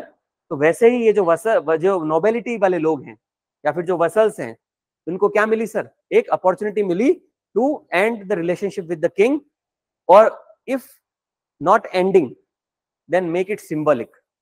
मतलब सिर्फ सिंबॉलिक। क्या रूल तुम्हारे अंडर कर रहे हैं? पैसा ऐसा नहीं देंगे, पैसा नहीं दे रहे हैं, कुछ कुछ नहीं है, रूल कर रहे हैं। तुम्हारा तुम्हारा नाम चल रहा है ना, नाम चल रहा है बहुत है, लपेट देंगे उधर आ गए तो। हाँ सिंपल चल रहा था ठीक है। तो ये चल रहा है सर। तो अब हम ये जो 1000 साल की बात कर रहे हैं ना, इस 1000 साल में ये फ्यूडलिज्म चल रहा है। और इस फ्यूडलिज्म में कौन है सर? चर्च है सर। चर्च के साथ मोनार्की है, पर मोनार्की वीक हो गई है। इसका मतलब असली जो पावर चल रही है वो किसके पास चल रही है? नोबेलिटी के पास चल रही है। पर नोबेलिटी के पास तो लिमिटेड लैंड है। तो थोड़े लैंड में, जैसे इंडिया को मान लो आज अगर मैं इस वाले सिस्टम में बांटू, तो सेंट्रल में बैठी तो है गवर्नमेंट, पर उनकी सुन कोई नहीं रहा। राजस्थान में अपनी चला रहे हैं, छत्तीसगढ़ में साए साए अपनी चला रहे हैं, समझ आ रहा है? सब अपना चला रहे हैं सर, कोई सेंट्रल अथॉरिटी से जुड़ा हुआ नहीं है। मतलब इस फ्यूडलिज्म में सेंट्रल अथॉरिटी नहीं है सर, और है तो बहुत वीक है। डन। और पूरा का पूरा, अब जब सेंट्रल अथॉरिटी नहीं होती तो एक प्रॉब्लम आती है सीधी की सीधी इकोनॉमी में, क्योंकि सेंट्रल अथॉरिटी अगर वीक हुई, इसका मतलब अगर आपका जो सिस्टम ऑफ ट्रांजेक्शन है, जो मीडियम ऑफ एक्सचेंज है, वो मीडियम ऑफ एक्सचेंज गड़बड़ा जाता है। क्यों? क्योंकि अगर आज सेंट्रल गवर्नमेंट जो है और जो आरबीआई है जो पैसा निकाल रहा है, एक्सेप्टेबिलिटी है सर सब में। अब अगर वहां पे सेंट्रल अथॉरिटी डिक्लाइन होगी तो जो एक लेजिटिमेसी और एक्सेप्टेंस आ रहा था किसी पर्टिकुलर करेंसी को लेके, वो एक्सेप्टेंस क्या हो जाएगा? लूज हो जाएगा, होगा। तो जब एक्सेप्टेंस ही लूज हो गया तो फिर वो मीडियम ऑफ ट्रांजेक्शन रहेगा ही नहीं, वो मीडियम ऑफ एक्सचेंज रहेगा ही नहीं। और जब मीडियम ऑफ एक्सचेंज खत्म हो जाता है जो इतने सालों से स्टेब्लिश था, तो उसका सीधा इंपैक्ट पड़ता है इंटरकनेक्टेडनेस इन द इकोनॉमी।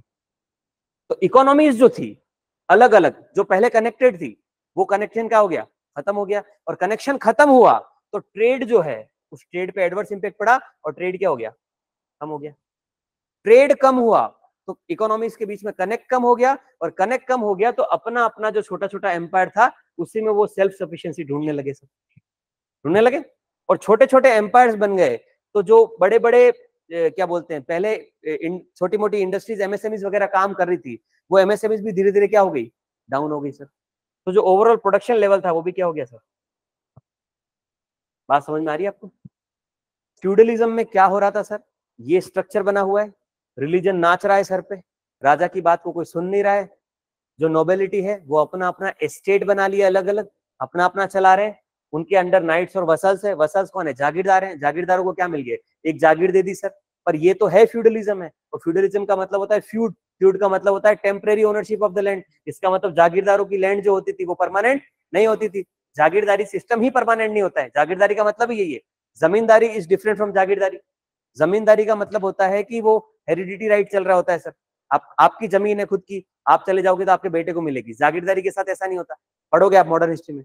जागीरदारी में क्या होता है, आपके ऊपर वाले लॉर्ड ने आपको जमीन दे दी, आप अगर कायदे से उसको पैसा नहीं दोगे तो आपको हटा के किसी और को दे देगा, वही लैंड किसी और को क्या हो जाएगा, अलॉट हो जाएगा।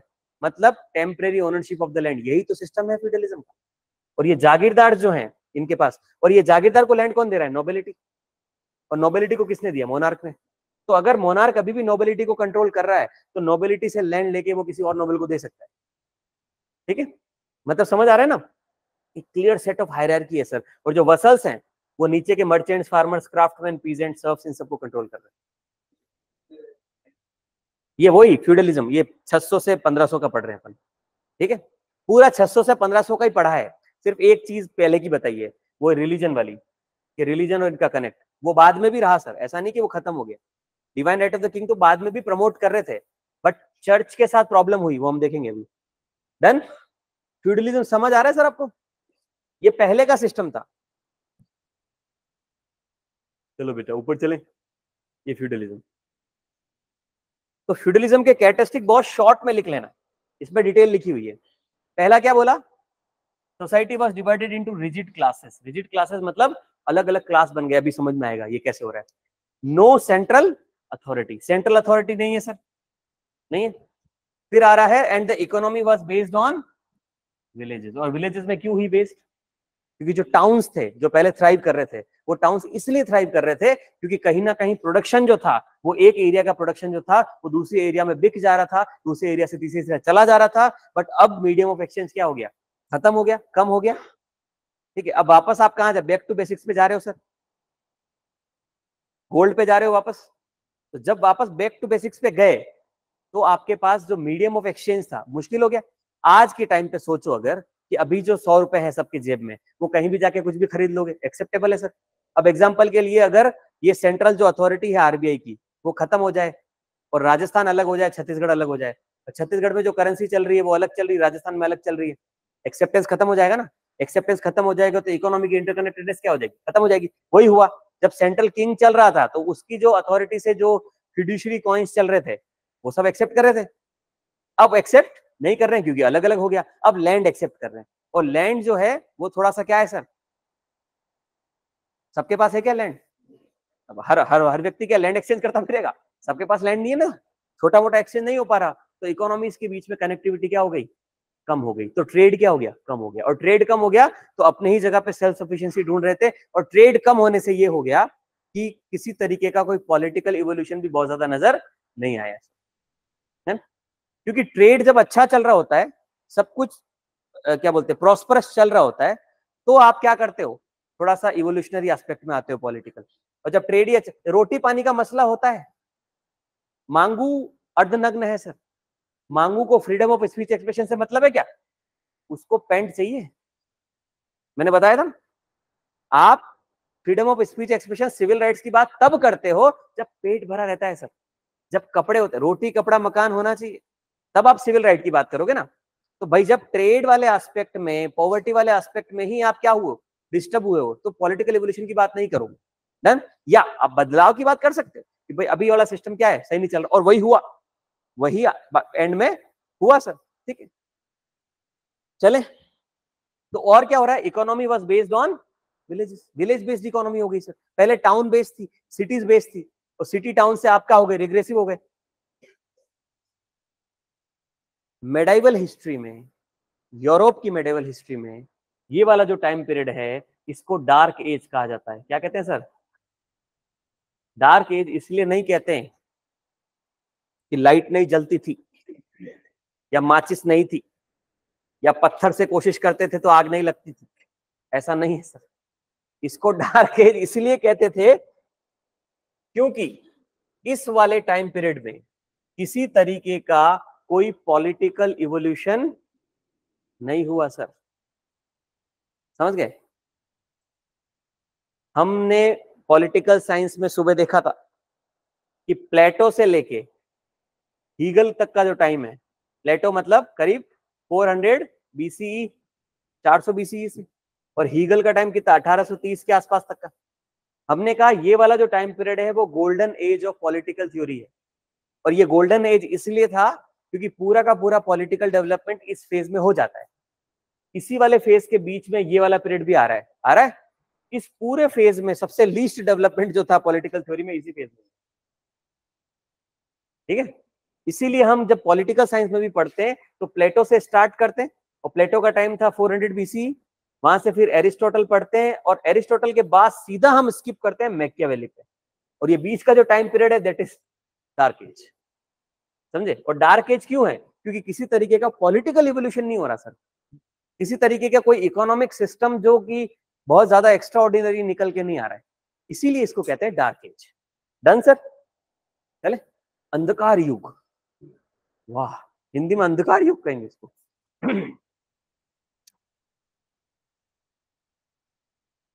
तो एक चीज बताओ कि एल्स पे भरोसा नहीं कर सकते, एल्स पे भरोसा नहीं कर सकते, इंसान पे भरोसा नहीं कर रहे हैं, तो रिंग को मॉर्डोर ले जाएगा कौन?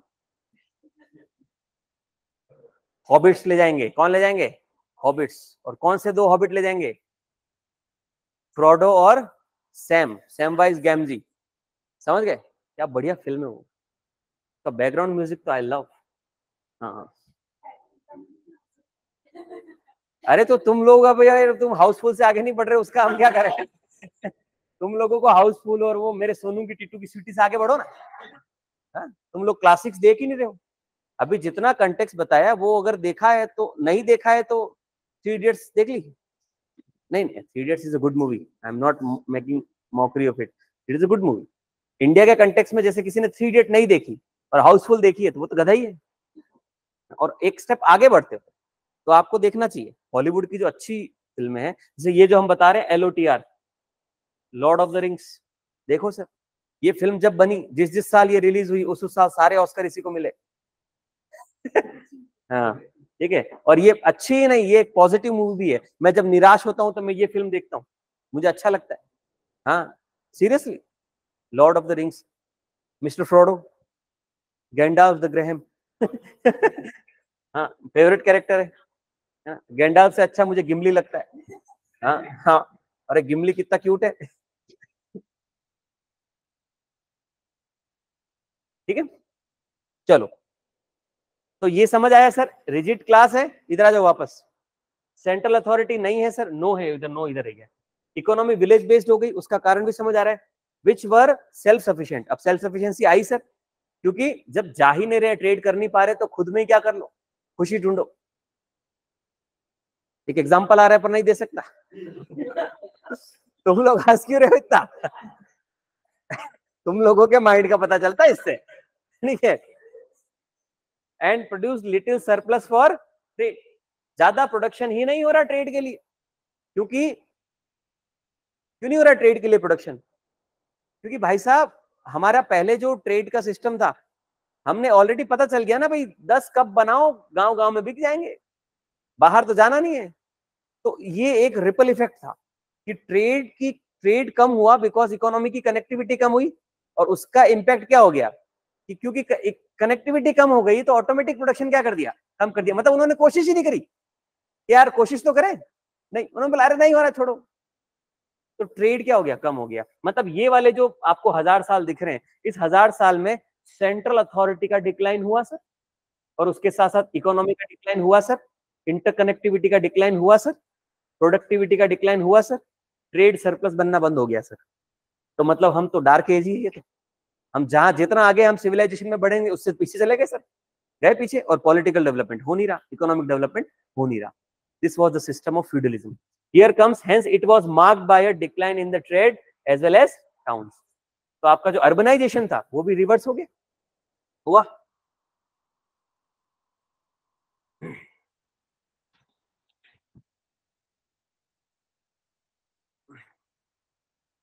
चल गुड। और क्या हो रहा है? Lack of a central political authority. अभी बताया सर, किंग स्ट्रांग नहीं है ना, तो सेंट्रल पॉलिटिकल अथॉरिटी नहीं है sir. And it were the numerous feudal lords who control the affairs of the society. अब सोसाइटी को कंट्रोल कौन कर रहा है? Feudal lords. और फ्यूडल लॉर्ड कौन है सर? ये यही है, ये नोबिलिटी वाले लोग यही है। तो ये कंट्रोल नहीं कर रहे सोसाइटी को। तुम यहां कहां आ रहे हो भाई? बसा बसा। Very good evening. स्मार्ट तो हो यार तुम, चश्मा पहन के अच्छा लगता। इधर देखो। Sharma, don't blush. हाँ, तो ये जो फ्यूडल लॉर्ड्स है ना, ये कंट्रोल कर रहे हैं सोसाइटी को सर, ठीक है। Feudal lords who control the affairs of the society. The king was not very powerful, the peasants were exploited by the feudal lords. अब देखो, ये जो फ्यूडल लॉर्ड्स हैं सर, अब आपको पता है ये जो नोबेलिटी है, इधर इधर देखो, ये जो फ्यूडल लॉर्ड्स हैं, ये इनको क्या चाहिए सर? पैसा। क्या चाहिए? पैसा। अब पैसा तो चल नहीं रहा है, पैसा चल नहीं रहा है।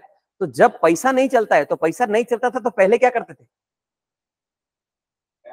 If cash will not work then kind will work.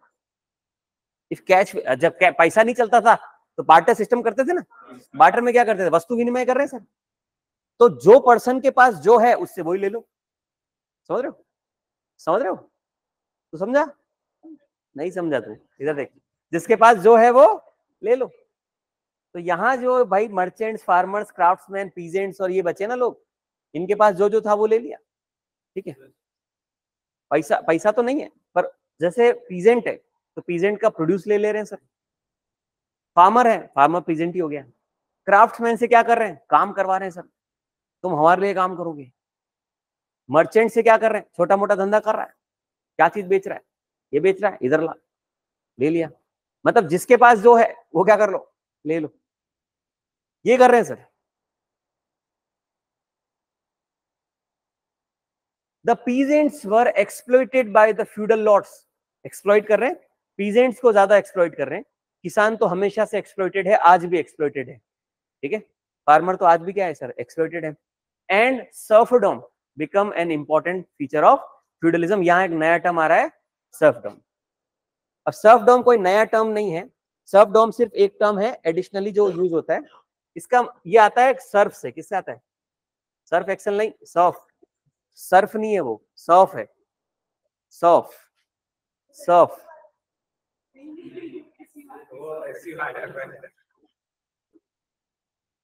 इस सर्फ के चक्कर में मैं सफरिंग कर रहा हूं, आई एम सफरिंग। सर्फ है ये। सर्फ का मतलब होता है गुलाम, एक तरीके से। क्या होता है? गुलाम। ये कुछ नहीं है, बॉन्डेड लेबर है। कौन है सर? Bonded labour. और ये इस तरीके का बॉन्डेड लेबर क्या होता है? बधुआ मजदूर। बॉन्डेड लेबर हमने पढ़ा था एफआर में, याद है? ठीक है। बैगर, बैगर जो होता है, बैगर भिखारी वाला बैगर नहीं है, BEGG नहीं है, वो BEG है, ठीक है। बैगर का मतलब होता है ऐसा व्यक्ति जिससे काम करवाया जाता है बट उसको तनख्वाह नहीं दी जाती, उसको कहते हैं बैगर, ठीक है। तो इससे क्या कराया जाता है सर? सर्फ से। सर्फ से काम कराया जाता है बट उसको तनख्वाह नहीं दी जाती। समझ गए? उसको खाना पीना दे रहे पर तनख्वाह नहीं दे रहे। और सर्फ जो होता है उसका सीधा सीधा अटैचमेंट होता है लैंड से। किससे होता है? लैंड से। और सर्फ जो होते हैं वो फार्मर्स होते हैं। कौन होता है? फार्मर्स। उसका अटैचमेंट होता है किससे? लैंड से। तो अगर जागीरदारी में, और हम पढ़ रहे हैं फ्यूडलिज्म, फ्यूडलिज्म का मतलब है temporary ownership of the land. इसका मतलब एक लैंड जो है वो आज अगर इस जागीरदार का है तो कल वो उस जागीरदार का होगा, और जो सर्फ है वो किससे जुड़ा हुआ है? लैंड से। मतलब इस लैंड से अगर एक सर्फ जुड़ा हुआ है तो वो लैंड आज अगर मेरा है तो वो सर्फ किसके अंडर है? मेरे अंडर है। ये लैंड चला गया तो वो उस लैंड के साथ साथ वो सर्फ भी क्या हो जाएगा? चला जाएगा। समझ गए? तो सर्फ के जो ओनर्स होते हैं वो चेंज होते रहते हैं, क्योंकि वो जो भी लैंड का ओनर होगा वो सर्फ को भी क्या करेगा? ओन करेगा। That is called serfdom. ये एक स्पेशल प्रैक्टिस है जो यूरोप में होती थी सर। डन। इंडिया में भी इसके ट्रेसेस मिलते हैं, इंडिया में भी होता था ऐसा। This is called serfdom. क्या बोलते हैं? सर्फडम। यही करते थे। ये फार्मर्स हैं, ये मतलब बधुआ मजदूर वाले फार्मर्स हैं, उनको फार्मिंग करनी ही है वहां पे। अब उनकी ओनरशिप चेंज हो जाएगी तो होने दो, ओनरशिप चेंज होगी, नया ओनर आएगा, नया ओनर अपने हिसाब से कराएगा। ठीक है, तो नया ओनर कौन होगा सर? कोई ना कोई ओवरलॉर्ड होगा, कोई ना कोई क्या होगा? जागीरदार होगा, कोई वसल होगा सर। डन। वसल मतलब जागीरदार। डन। तो दैट इज कॉल्ड सर्फडम। तो फ्यूडलिज्म में एक प्रैक्टिस और चल रही थी, सर्फडम। हाँ हाँ बिल्कुल, वेसल्स के अंडर। ये देखो ना, ये देखो, ये आ रहे ना सर्फ, ये इस वाले ब्लॉक में, सबसे नीचे वाले में। डन।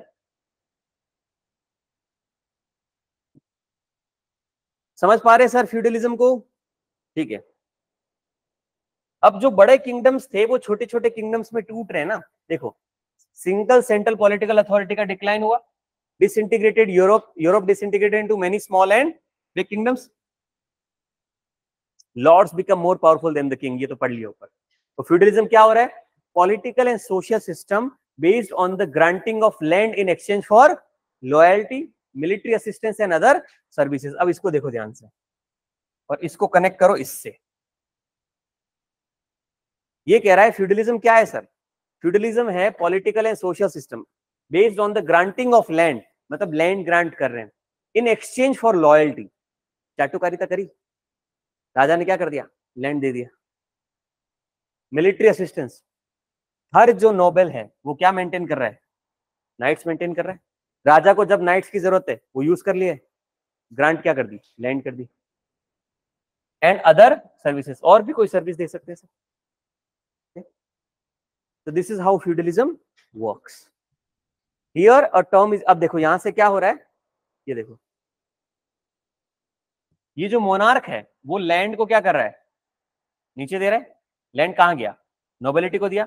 नोबिलिटी जो है वो लैंड जो है इसको फिफ बोलते हैं। अब ये फिफ क्या होता है सर?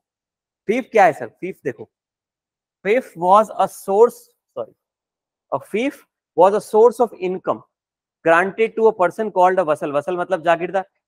तो फीफ क्या है सर? एक इनकम का सोर्स है जो किसको दिया जा रहा है?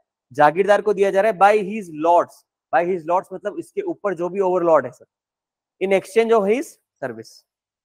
The fief usually consisted of land and the labour of the peasant who were bounded to cultivate it. Fief कुछ नहीं है सर, सर्फडम ही है। इधर देखो, ये जो नोबेल्स हैं, राजा ने किसको दिया? नोबिलिटी को दिया। नोबिलिटी ने उस लैंड को क्या कर दिया? नीचे दे दिया वसल्स को। किसको दिया? वसल्स को। अब वसल्स जो है वो वास्तविकता में उस लैंड पे क्या कर रहे हैं? वो जागीरदार है सर। जागीरदार उस लैंड पे क्या कर रहे हैं? सर्फ जो एसोसिएटेड है उनसे काम करवा रहे हैं, उनसे पीजेंट्री करवा रहे हैं और उनसे क्या कर रहे हैं? काम ले रहे हैं। और ये जो है अल्टीमेटली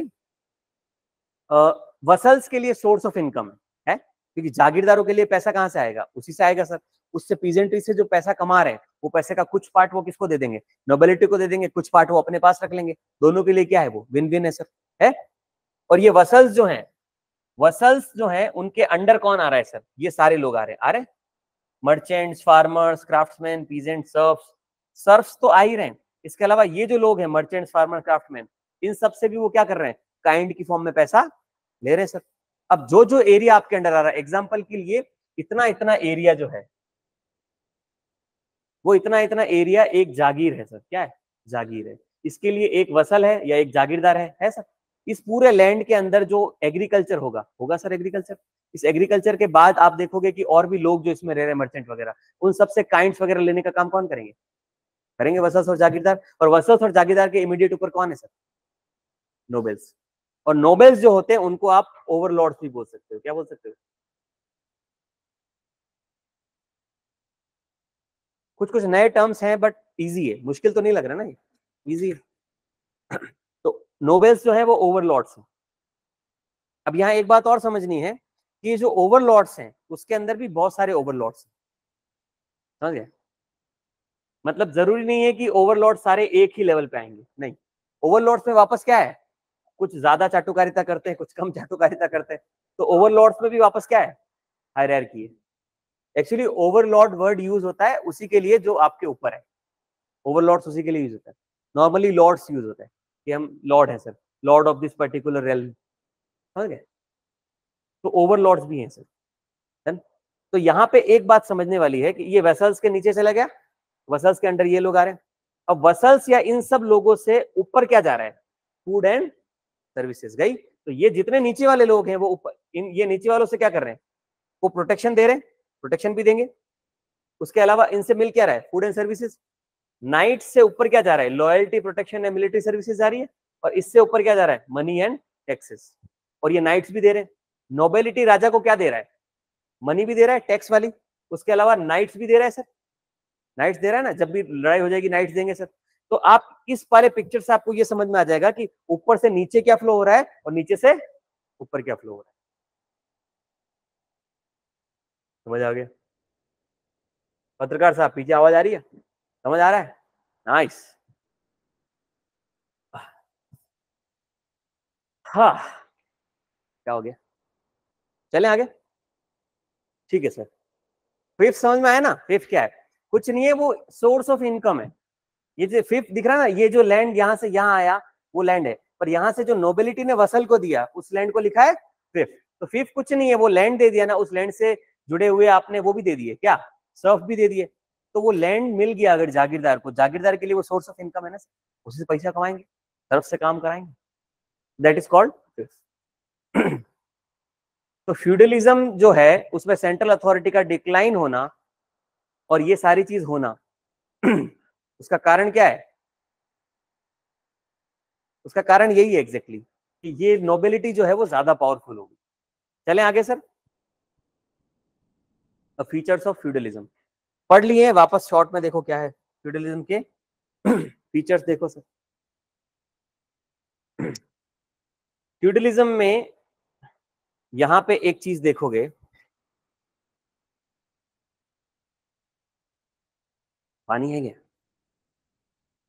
ठंडा है क्या, ये GOIS वाला पानी नहीं है क्या? खाली है बोतल क्या है उसमें? ओ, यहाँ भी एक घंटी लगवानी पड़ेगी ना, दे दो, कुछ मिला हुआ तुम्हें थोड़ा बहुत, इसीलिए तुम धुन में रहते हो ना।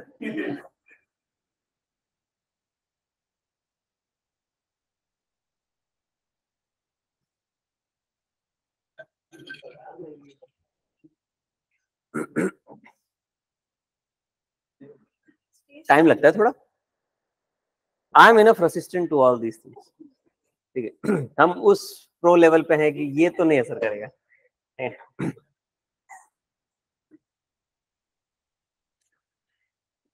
खंबे खत्म हो जाते, पार्टी हिलती नहीं, कैसी बातें कर रहे हो? हाँ? इससे क्या होगा, चलो इधर देखो। मोए मोए, the economy in feudal system was village based. Towns खत्म हो गए सर, सिटीज खत्म हो रही है, विलेज बेस्ड हो रही है, ठीक है। तो विलेज बेस्ड हो गया मामला, and the villages were self sufficient हो गए sir. There was a decline, Gandhi ji होते बहुत खुश हो जाते इस समय, विलेज सेल्फ सफिशिएंसी। पर गांधी जी थोड़ा सा लेट आए, उनकी गलती नहीं है, their parents you know. Oh, extremely sorry. Feudalism, medieval time. Their grandparents, you know. Gandhiji was in India, feudalism in Europe, because their grandparents did it in India only. इसको काट देना, नहीं तो मैं मर जाऊंगा। The location is important. अरे India में नहीं होते गांधी जी तो गड़बड़ नहीं हो जाता, साउथ अफ्रीका को आजाद करा देते वो, और यूरोप में होते तो पता नहीं क्या करते गांधी जी। चर्चिल अर्चिल को तो गांधी जी को अज्यूम करो एकदम सूट बूट में ही घूम रहे गांधी जी, और ट्रीटी ऑफ वर्साई हो रही उसमें सेंटर में बैठे हुए। जब गांधी जी यूरोप में होते तो कुछ और हो जाता मामला, पर गांधी जी यूरोप में होते तो शायद गांधी जी होते भी नहीं होते ना। हाँ, क्या हो गया? There was a decline in the towns as well as trade during the this period. ये पहले बता दिया sir, land not money was the main source of power, बता दिया था सर। और ये क्यों हुआ ये भी बता दिया। लैंड पावरफुल मामला हो गया, मनी नहीं है सर, क्योंकि मनी तो एक्सेप्टेबिलिटी नहीं बना पा रही, क्योंकि सेंट्रल अथॉरिटी डिक्लाइन हो गई। The peasants worked on the land of the feudal lords.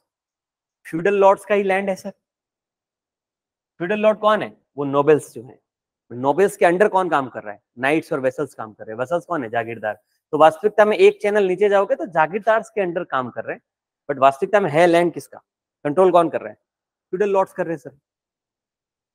Which was organised into many estates और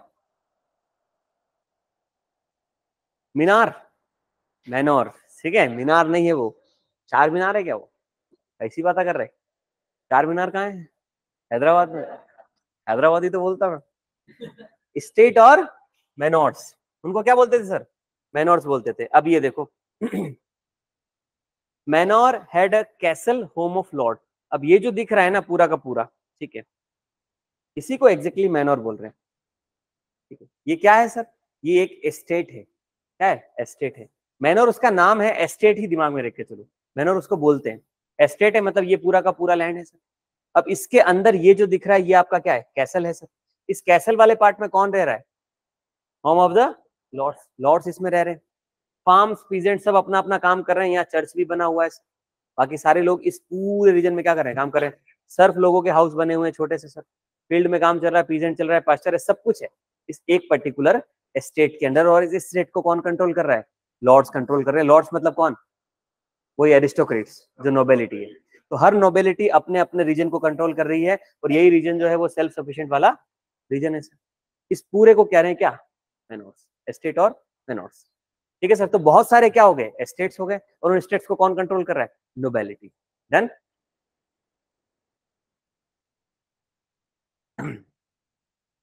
whatever was produced on the manor was consumed by the lords and the inhabitants। मतलब Lord's सब रखेंगे उस particular reason में जितना produce हो रहा है, एक्स्ट्रा बचेगा तो क्या करेंगे? इनहेबिटेंट्स वगैरह को डिस्ट्रीब्यूट करेंगे। while very little was traded, trade मैंने बताया था डिक्लाइन हो गया, तो ट्रेड नहीं कर रहे हैं। the workers on the manor included the serfs and the tenants। Worker कौन है सर? सर्फ्स हैं सर, सर्फडोम है, और कौन है? टेनेंट्स हैं, किराएदार, जोतदार जो है। The farm was divided into strips of land, वो सब ठीक है। While some were given to the tenant who paid, तो कुछ तो टेनेंट को दे दिया जो किराए पे खेत लेके क्या कर रहे हैं? काम कर रहे हैं। As tax to the lords, rest of the land belong to the lord. बाकी सब किसके पास रहता था? लॉर्ड के पास रहता था, जिसके अंदर सर्फ लोग काम कर रहे हैं। मतलब कुछ कुछ जो एग्रीकल्चर लैंड होता था वो किराए पे भी देते थे। Done.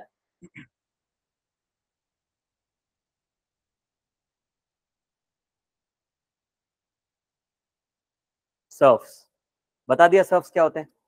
They work on the land of the lord for free, उनको पैसा नहीं मिलता था sir. And had to perform all labour for him as he desired, जैसा वो काम कराएगा कराएगा sir. They were not free and were tied to the land, वो लैंड से जुड़े हुए हैं सर, जमीन से जुड़े हुए आदमी है। वास्तविकता में जमीन से जुड़े हुए आदमी कौन है? जो गुलाम है वो जमीन से जुड़े हुए आदमी है। ठीक है, इस सिस्टम को कह रहे हैं सर्फडम। फिर आता है Kings and the nobleman. The feudal hierarchy consisted of the king at the top, king top पे था sir. Noblemen below the king were also arranged in the hierarchy of the overlords and the subordinate lords। अभी बताया sir कि ये जो दिख रहा है ना, ये वाला, इसमें जो नोबेलिटी है ये सब एक लेवल पे नहीं है। कुछ ऊपर वाले नोबेल है, कुछ और उनसे नीचे, कुछ और उनसे नीचे। तो जो उनसे ऊपर है वो क्या है? ओवरलॉर्ड्स है, और जो नीचे वाले वो सबऑर्डिनेट लॉर्ड्स हैं। तो नोबेलिटी में भी ऊपर नीचे चल रहा है मामला। Every nobleman was a vassal of and only of his overlord. ये समझने वाली बात है। मतलब ये कह रहा है कि यहाँ जो लॉर्ड्स आ रहे हैं, वास्तविकता में वो लॉर्ड्स जो है वो क्या है? वसल्स तो है, लॉर्ड्स वसल्स भी बन जाते हैं। अब यहाँ देखना ध्यान कि यहाँ एक क्लियर हायरार्की है, क्लियर चेन ऑफ कमांड है। मतलब नोबेलिटी जो है, उस नोबेलिटी में उसके ऊपर अगर कोई ओवरलॉर्ड नहीं है तो वो सुप्रीम नोबेल है। सुप्रीम नोबेल के नीचे अगर कोई लॉर्ड आ रहा है उसके नीचे 3-4 लॉर्ड्स आ रहे हैं, तो इन 3-4 जो लॉर्ड्स हैं वो इस नोबेल के लिए क्या हो गए, वसल्स की तरह काम करते हैं। तो लॉर्ड्स जो होते हैं वो भी वसल्स की तरह काम करते हैं सर, ठीक है, और इनके नीचे वापस वसल हो सकते हैं, और वो खुद जब वसल होते हैं तो आगे अगर वो कर रहे हैं तो अपने खुद के वसल्स भी बना लेते हैं। ये बात यहाँ पे समझनी है। तो जो लॉर्ड है वो खुद भी क्या हो सकता है, एक वसल की तरह काम कर सकता है, एक जागीरदार की तरह काम कर सकता है, और है ही वो तो सर, जागीरदार तो वो है ही, क्योंकि जागीर उसके पास है। और यहाँ पे एक क्लियर चेन ऑफ कमांड है सर, और ये क्लियर चेन ऑफ कमांड ऐसी है, क्लियर चेन ऑफ हायरार्की ऐसी है विच इज अनब्रीचेबल। अनब्रीचेबल का मतलब ये है कि उसका जो इमीडिएट अबाउ पर्सन होता है वो इमीडिएट अबाउ पर्सन के लिए ही लायबल होता है। बात समझ में आ रही है? एग्जांपल देता हूं, इस इंस्टीट्यूट की डायरेक्टर है अनामिका मैम, है ऑफिशियल डायरेक्टर तो वही है, कम आते हैं उनको समय नहीं मिलता, that's all together different thing, but she is the queen. समझ रहे हो? अनामिका मैम डायरेक्टर है, ठीक है, प्रिंस सर जो हैं वो असिस्टेंट डायरेक्टर है? मैं डेप्यूटी डायरेक्टर हूं।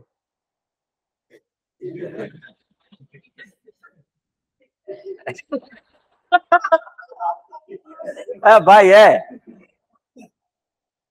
भावनाओं को समझो, फीलिंग्स में क्या रखा है, ठीक है। और आप नीचे जाएंगे तो आपको मिलेगा कि उनके बाद अदर जो है वो सीनियर स्टाफ है, उनके बाद जूनियर स्टाफ है, उनके बाद आपको ऑफिस स्टाफ मिलेगा, उसमें आपको एडमिन मिलेंगे, एडमिन के बाद आपको टेक्निकल स्टाफ भी मिल रहा है, उसके बाद आपको पियोन मिल रहे हैं, और आपको जो इंस्टीट्यूट हेल्प है वो मिल रहे हैं। एक कमांड है सर।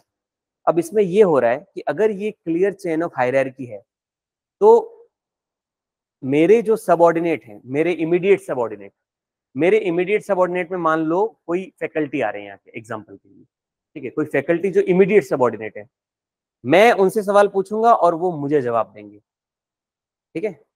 प्रिंस सर डायरेक्टली उनको सवाल नहीं पूछ सकते, समझ गए? तो क्लियर चेन ऑफ हायरार्की इसको बोलते हैं कि वो अपने इमीडिएट सबऑर्डिनेट को ही जवाब देगा, वो उसी के लिए आंसरेबल और लायबल है। तो यहाँ सिस्टम ऐसा चलता था कि ये जो वसल है, इस वसल के ऊपर जो जिसके अंडर ये वसल है, जिसके अंडर ये जागीरदार है, ये उसी को जवाब देगा, राजा डायरेक्ट उस वसल से क्वेश्चन नहीं पूछ सकता। और ये जो डिसेंट्रलाइजेशन है, दिस वाज आल्सो रेस्पॉन्सिबल कि ये इस तरीके का सेग्रीगेशन हुआ सर। ये जो अनब्रीचेबल हायरार्की थी, पॉइंट सुना है, अपने इमीडिएट सीनियर को ही जवाब देंगे। तो ये देखो यहाँ लिखा होगा कि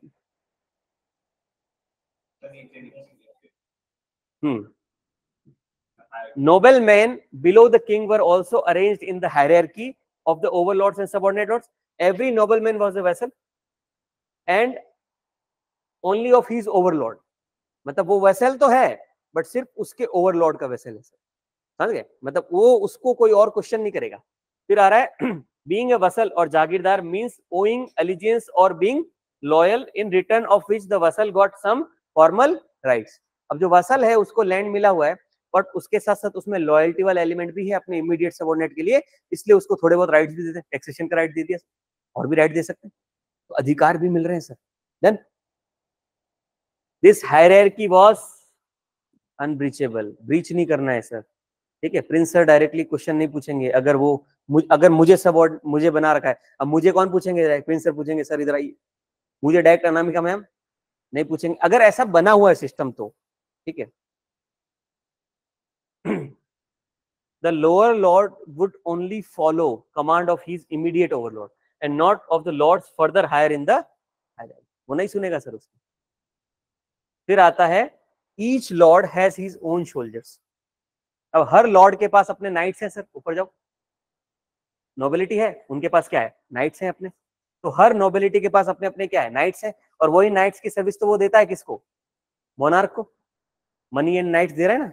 तो ये जो नोबिलिटी है, उन नोबिलिटी के पास नाइट्स है, उन नाइट्स की सर्विस किसको देते, मोनार्क को देते, और वही मोनार्क क्या करता है, फिर लैंड देता है उनको। यही तो चल रहा है sir. Every Lord has his own soldiers. आप बस उस वाले टेबल को याद रखना, उस टेबल के कैरेक्टरिस्टिक्स ही है, शॉर्ट नोट बनाना, वो टेबल को बनाना और हर जगह पे क्या कर देना, उसका लिख देना, एक आधे पेज में समझ में आ जाएगा। And was the soul authority in his state. उस स्टेट के अंदर वो किसी के लिए जवाब दे नहीं है सर। अथॉरिटी कौन है?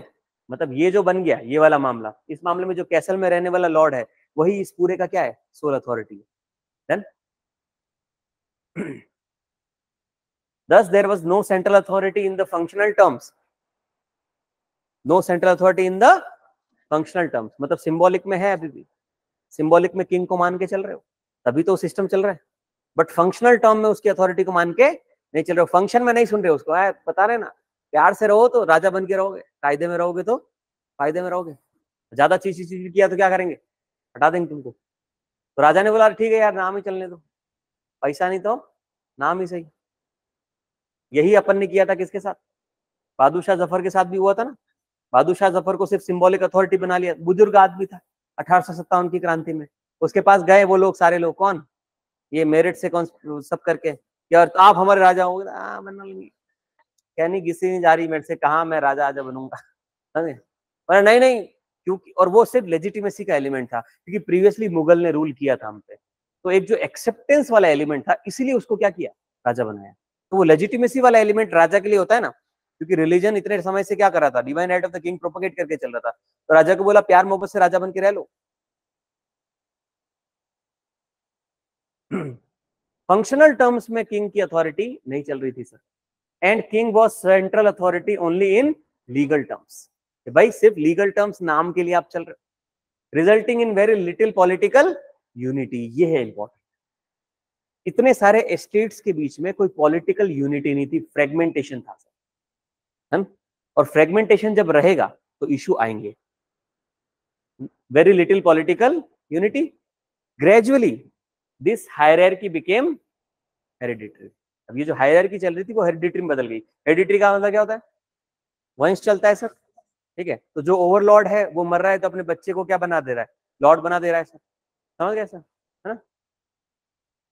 नेड स्टार्क की डेथ के बाद कौन बना था, रॉब स्टार्क, रॉब स्टार्क को लपेट दिए बेचारे, इतना गंदे से मारे उसको, गलत बात, हाँ बहुत दुख हुआ उस दिन, रेड वेडिंग, हाँ अरे मेरी सॉरी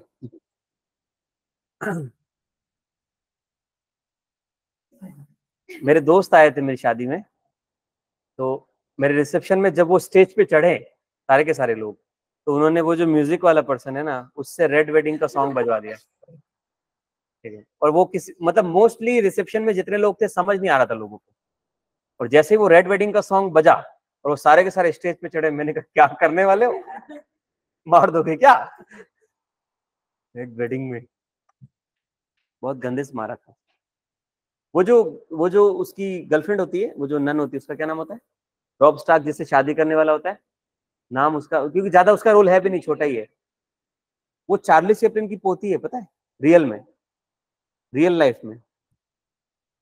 नाइस। पर देखो अगर आप इस पूरे से एक लेसन एक्सट्रैक्ट करो, तो रॉब स्टार को ये समझना था कि तुम रॉयल ब्लड हो, और जब आपका जो हाउस है सामने वाला, कौन से हाउस ने मारा था, क्या नाम था उस बुढ़ाऊ का, कौन सा हाउस था वो, अरे अरे उसका नाम, अरे ये सेम एक्टर उसमें भी है, हैरी पॉटर में जो वो होता है ना, बिल्ली लेके घूमता है, हाँ सेवरस स्नेप नहीं हाँ तो वही, अरे क्या नाम था,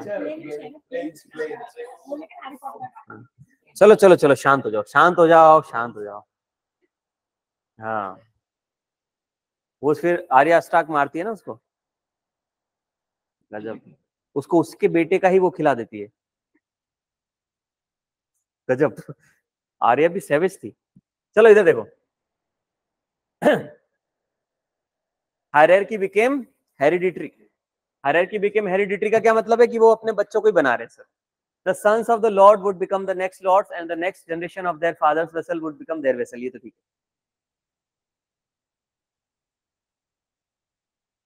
अब यहां एक टर्म है sir, that is called social mobility.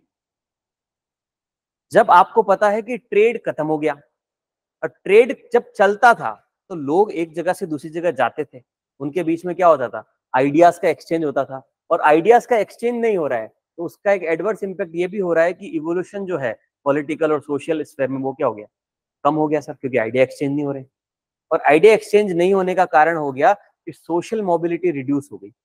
वही सर, सोशल मोबिलिटी का क्या मतलब है, सामाजिक लोगों का एक दूसरे से मिलना खत्म हो गया सर, जा ही नहीं रहे एक दूसरे, ट्रेड के लिए तो मिल रहे थे। तो यहाँ देखो कि इट वॉज क्वाइट एविडेंट कि feudal society was divided into rigid classes with no scope for social mobility. तो ये सोशल मोबिलिटी एक तो ये हो गई कि एक स्टेट और दूसरे स्टेट के लोग एक दूसरे से नहीं मिल रहे, और दूसरा ये हो गया कि ये जो आपने एक क्राइटेरिया बना लिया उसमें भी सोशल मोबिलिटी खत्म हो गई, क्योंकि जो सर्फ है वो सर्फ ही रहेगा, जो लॉर्ड है वो लॉर्ड ही रहेगा, तो ये भी सोशल मोबिलिटी खत्म हो गई। तो एक तो वर्टिकल वाली खत्म हो गई और एक हॉरिजॉन्टल भी क्या हो गई, खत्म हो गई। तो ना वर्टिकल सोशल मोबिलिटी है और ना ही हॉरिजॉन्टल मोबिलिटी है sir.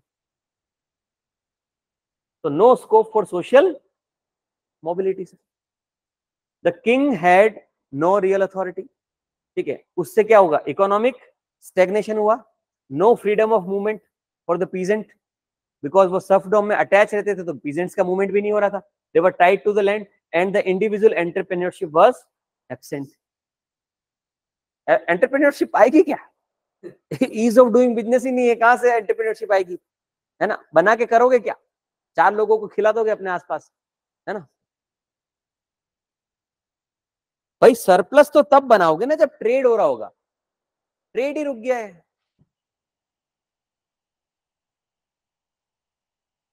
Here comes the beast.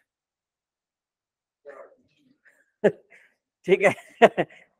तो फ्यूडलिज्म समझ आ गया ना, फ्यूडलिज्म में क्या हो रहा था, तो करीब 1000 साल में ये टंटा कर दिया उन्होंने, और उनके साथ साथ जो थे पापी पोप भी थे, पापी पोप्स, ठीक है।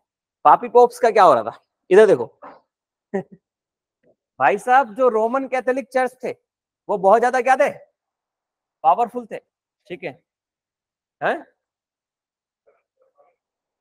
रोमन कैथोलिक चर्च, आप अच्छे हैं, आप बहुत अच्छे हैं, पर यहां जो आपकी जगह खड़े होके खुद को आपका रिप्रेजेंटेटिव बनाते हैं वो गंदे थे उस समय। तो रोमन कैथोलिक चर्च क्या है सर, पावरफुल थे as the institution of feudalism, मतलब as powerful as the institution of feudalism, मतलब जैसे जैसे वो लॉर्ड्स पावरफुल थे ना उसी तरीके से कैथोलिक चर्च भी पावरफुल था, क्योंकि रिलीजन अभी भी लोगों के दिमाग में बैठा हुआ था। Once the ruler in Europe accepted Christianity, the Pope who headed the church became the head of the Christian world. राजा बन जाते थे, समझ रहे हो, मतलब राजा जो है वहां का रूलर्स, अगर उन्होंने क्रिश्चियनिटी एक्सेप्ट कर ली तो पोप क्या बन जाते थे, पूरे क्रिश्चियन वर्ल्ड के राजा बन जाते थे। तो रोमन कैथोलिक चर्च का इन्फ्लुएंस पूरे पूरे यूरोप में था सर, और धर्म की इतनी ज्यादा क्या हो रही थी, पेनिट्रेशन हो रही थी कि लोग धर्मांध हो रहे थे। क्या हो रहे थे, धर्मांध। क्या हो गया, लोग धर्मांध हो जाते हैं, कभी कभी लोग प्रेमांध हो जाते हैं, प्रेम में अंधे, समझ गए, क्या हो गया, पानी पिलाओ उसको, जो जो नीड सम वाटर।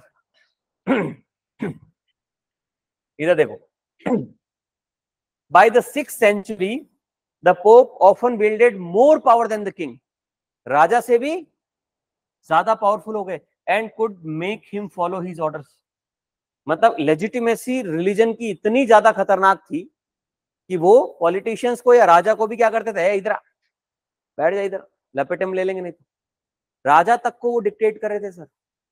रिलीजन इतना डीपली पेनिट्रेट हो गया लोगों के दिमाग में, क्रिश्चियनिटी।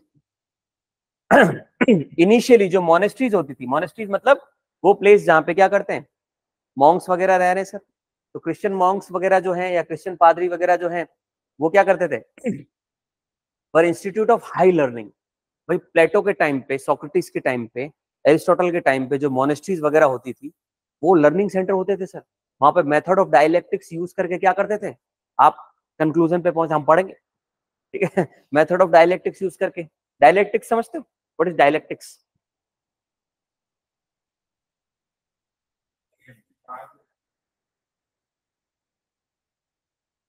डायलेक्टिक्स का मतलब होता है thesis and antithesis, argument and counter argument.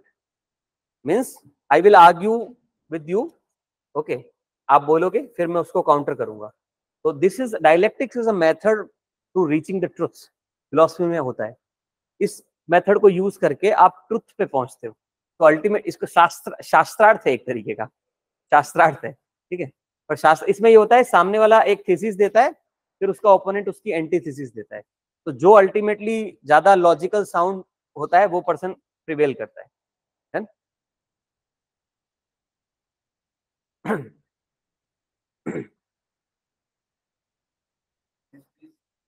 Monasteries, मठ, मठ मठ होते हैं ना।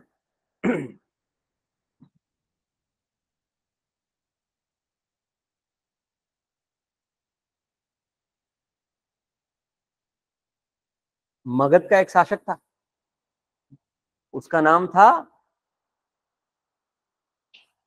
हाँ, हाउस नहीं, मगध, मगध, धनानंद, क्या नाम था उसका? धनानंद।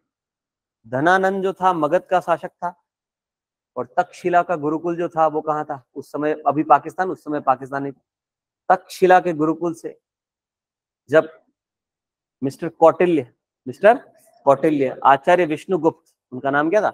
आचार्य विष्णुगुप्त, जब धनानंद के दरबार में पहुंचे थे शास्त्रार्थ करने, तो धनानंद जो राजा था, तो धनानंद काफी घमंडी राजा था, और उसने ब्राह्मणों का बहुत अपमान किया अपमान। ब्राह्मणों के अपमान में विष्णुगुप्त आचार्य का जब अपमान हुआ, तो उन्होंने, धनानंद ने बोला, लूट ले ब्राह्मण, तुझे जितना चाहिए लूट ले, तू कुछ नहीं ले जाएगा, एक सामान्य शिक्षक है तू। तो वहां पे कौटिल्य ने कहा था, शिक्षक कभी साधारण नहीं होता, निर्माण और प्रलय दोनों शिक्षक की गोद में खेलते हैं, ठीक है। ये कहा था किसने? कौटिल्य ने कहा था धनानंद को, और कहा था तुम्हारा ये अहंकार ही एक दिन तेरे पतन का कारण बनेगा। और धनानंद के इस अपमान के बाद तक्षशिला के गुरुकुल में आकर उन्होंने एक बालक को देखा जिसका नाम था चंद्रगुप्त, और उस चंद्रगुप्त को उन्होंने प्रिपेयर किया कि वो एक दिन धनानंद का अंत करेगा, और चंद्रगुप्त को उन्होंने हर चीज वो सिखाई जिसकी आवश्यकता थी, ठीक है। और वास्तविकता में धनानंद के शासन को अंत करके मौर्य काल का उदय हुआ सर, समझे। और धनानंद से पहले जो डिनास्टी थी, वो कौन सी डिनास्टी थी? हर्का डिनास्टी थी। हाँ, हरियांक बोलते हैं, अलग अलग इंग्लिश में अलग बोलते हैं, ठीक है, हरियांक बोलते हैं। शिशुनाग, ठीक है, शिशुनाग कब थी? पहले ये थी, फिर शिशुनाग था, शिशुनाग के बाद ये धनानंद वाली डिनास्टी आई थी, हाँ, नंदा डिनास्टी। धनानंद, एक्चुअली धना उसका नाम था, नंद डिनास्टी थी, ठीक है, पढ़ोगे एंशिएंट में, आई थिंक सुबह की क्लास में हम पढ़े थोड़ा थोड़ा, 6th क्लास के एनसीईआरटी में है ये। एनसीईआरटी में डिस्क्रिप्शन नहीं है, बट थोड़ा सा ग्लिम्स है बस। तो मोनेस्ट्रीज जो होती थी वो हाई लर्निंग का सेंटर होती थी। डायलेक्टिक्स एक मेथड होता था जिसके थ्रू आप ट्रूथ पे पहुंचने की कोशिश करते थे, फिलोसफी में पढ़ते हैं इसको, तो डायलेक्टिक्स यूज होता था। बट यहाँ पे क्या हो रहा था, the monk work to uplift people's moral life, जो आपका मॉरल लाइफ होता था, मोरालिटी होती थी, वैल्यू सिस्टम सिखाते थे लोगों को, and welfare of the people. But soon corruption crept into the monasteries, धीरे धीरे क्या हो गया, करप्शन हो गया सर। पहले सब शुद्ध चल रहा था, शुद्धता क्या हो गई सर, बिगड़ गई। और कैसे बिगड़ी अभी देखते हैं, चर्च के इविल को देखते हैं, चर्च की इविल को देखते हैं। बहुत अच्छा सेंटेंस है जिसको एज इट इज मैंने लिखा है यहाँ पे, चर्च इविल को समझने के लिए। The ancient practice the way which did not enlighten the people, मतलब उस समय एंशिएंट टाइम में प्रैक्टिसेस होती थी, the way which did not enlighten the people, लोगों को एनलाइटन नहीं करना है, लोगों में ज्ञान जागृत नहीं करना है। They used it rather to stupefy them. Stupefy them मतलब क्या होता है? स्टूपिड बनाना लोगों को, ठीक है, लोगों को बेवकूफ बनाना। The people are hard to rule when they have too much knowledge, ये आज भी कंटेक्स्ट में है, देखना। People are hard to rule when they have too much knowledge, because लोगों के पास ज्यादा नॉलेज होगा तो ज्यादा सवाल जवाब करेंगे, इसीलिए to make them dumb is the ultimate target of the politician, तो उसको क्या करने दो, उसको डम रहने दो। Therefore ruling a state through knowledge is to rock the state. अगर आप नॉलेज के साथ सोचते हो कि अपने ज्ञान से आप क्या कर लोगे, राज्य का शासन चला दोगे, तो वो क्या है सर, वास्तविकता में आप उसको हिला दोगे, पूरे शासन को नहीं चला पाओगे। Ruling a state through ignorance bring stability to the state, ठीक है। आप अगर इग्नोरेंस, इग्नोरेंस का मतलब होता है ज्ञान की कमी, लाइक लैक ऑफ नॉलेज, आप नॉलेज के का यूज करने की कोशिश करोगे। केजरीवाल ने कोशिश करी थी, जेल में रह के आया 1 साल। दिस इज ट्रुथ, ठीक है। बीजेपी 1998 से अटल जी का जो राज चला था 5 साल 6 साल का, उसमें उन्होंने उसके बाद का इलेक्शन जो 2004 का लड़ा, वो डेवलपमेंट के मुद्दों पे लड़ रहे थे, इसलिए हार गए। तो उन्होंने कहा डेवलपमेंट के मुद्दों पे जीत नहीं सकते, तो आप धर्म के मुद्दे पे लड़ने लग गए, तो वो जीत रहे। मीन्स नॉलेज के बेस पे आप रूल नहीं कर पाओगे। There should always be a sense of inferiority in the people, और सेंस ऑफ सुपीरियरिटी आप में होना चाहिए, तभी आप मल्टीपल पीपल को एक साथ रूल कर पाओगे, हर्ड को तभी रूल कर पाओगे। तो हमारा हर्ड को हर्ड रहने दो सर। अगर वो हर्ड जो है उसमें क्या है सर, उसमें अगर सामने कौन है, सारे जो पशु हैं, गाय है, भैंस है, या फिर क्या है, बकरी है, और क्या होता है, भेड़ बकरी है सर, ठीक है। अगर भेड़ बकरी को भेड़ बकरी रहने दोगे ना तो दिक्कत नहीं है। उनमें से अगर कोई शेर बनने की कोशिश करे, उसको काट दो और खिला दो लोगों को। भेड़ को भेड़ बकरी रहने दो, अपने आप को भले ही आप शेर नहीं हो बट शेर मान के चलो, और यही सेंस ऑफ सुपीरियरिटी अपने अंदर रखो, और यही सेंस ऑफ इंफीरियरिटी लोगों में रहने दो कि तुम भेड़ बकरी हो, तभी आप पॉलिटिक्स में रूल कर पाओगे। बिकॉज अगर everybody will be enough knowledgeable, तो फिर आप रूल नहीं कर पाओगे। And this knowledge is not the रटा रटा I am mugging up, no, this is the applied knowledge, this is the knowledge of the power, how to remain in power. वो आना चाहिए आपको, तब आप पॉलिटिक्स में काम करते हैं। ये कह रहा है, क्लियर कह रहा है कि people are hard to rule when they have too much of knowledge. इसीलिए हमने एक एनालॉजी ड्रॉ करी थी, आप याद करो, कि in India people are usually do not fight for the civil rights. No, civil rights के लिए इंडिया में मूवमेंट नहीं होते सर।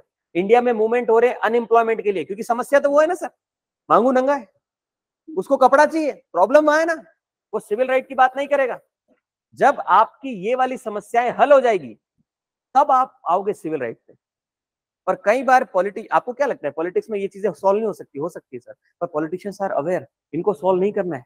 इनको करोगे तो इनकी बात करेंगे, इनकी बात करेंगे तो हमको रिप्लेस करेंगे। अगर इनकी बात करने लग गए, इसका मतलब इतना नॉलेज आ गया कि वो हमको रिप्लेस करेंगे। तो somebody need to remain in power, वो रिमेन तभी करेगा जब आप लोगों को स्टूपिफाई करोगे, समझ गए? और ये वर्क करता है सर, पॉलिटिक्स में यही काम करता है, आप देखेंगे प्रैक्टिकल चीजें। Therefore ruling a state through knowledge is to rock the state. आप नहीं कर पाओगे अगर नॉलेज से रूल करने को। Ruling a state through ignorance brings stability. अगर आप नॉलेज से रूल करने लगोगे ना, सुबह हमने एक अच्छा कॉन्सेप्ट पढ़ा था, the continuum between the order and anarchy, पढ़ा था sir, a continuum between order and anarchy. So when there are people who are following the rules regulation according, they are following the constitution, means there would be more order in the society. But when there is a lawlessness, means anarchy. So this is how things work, and this is a continuum. When there is a space for the descent, जब लोगों को decent के लिए space दिया जाता है, तो mild decent तक ठीक है, बट अगर डिसेंट ज्यादा हो जा रहा है, और वो डिसेंट कभी कभी फिर ऑर्डर को क्या करता है, बिगाड़ता है सर, ठीक है, और फोर वो एनार्की की डायरेक्शन में जा सकता है। तो there is a continuum between order and anarchy sir. तो यहाँ वही वाली बात है, ठीक है। तो ruling a state through ignorance bring the stability in the state.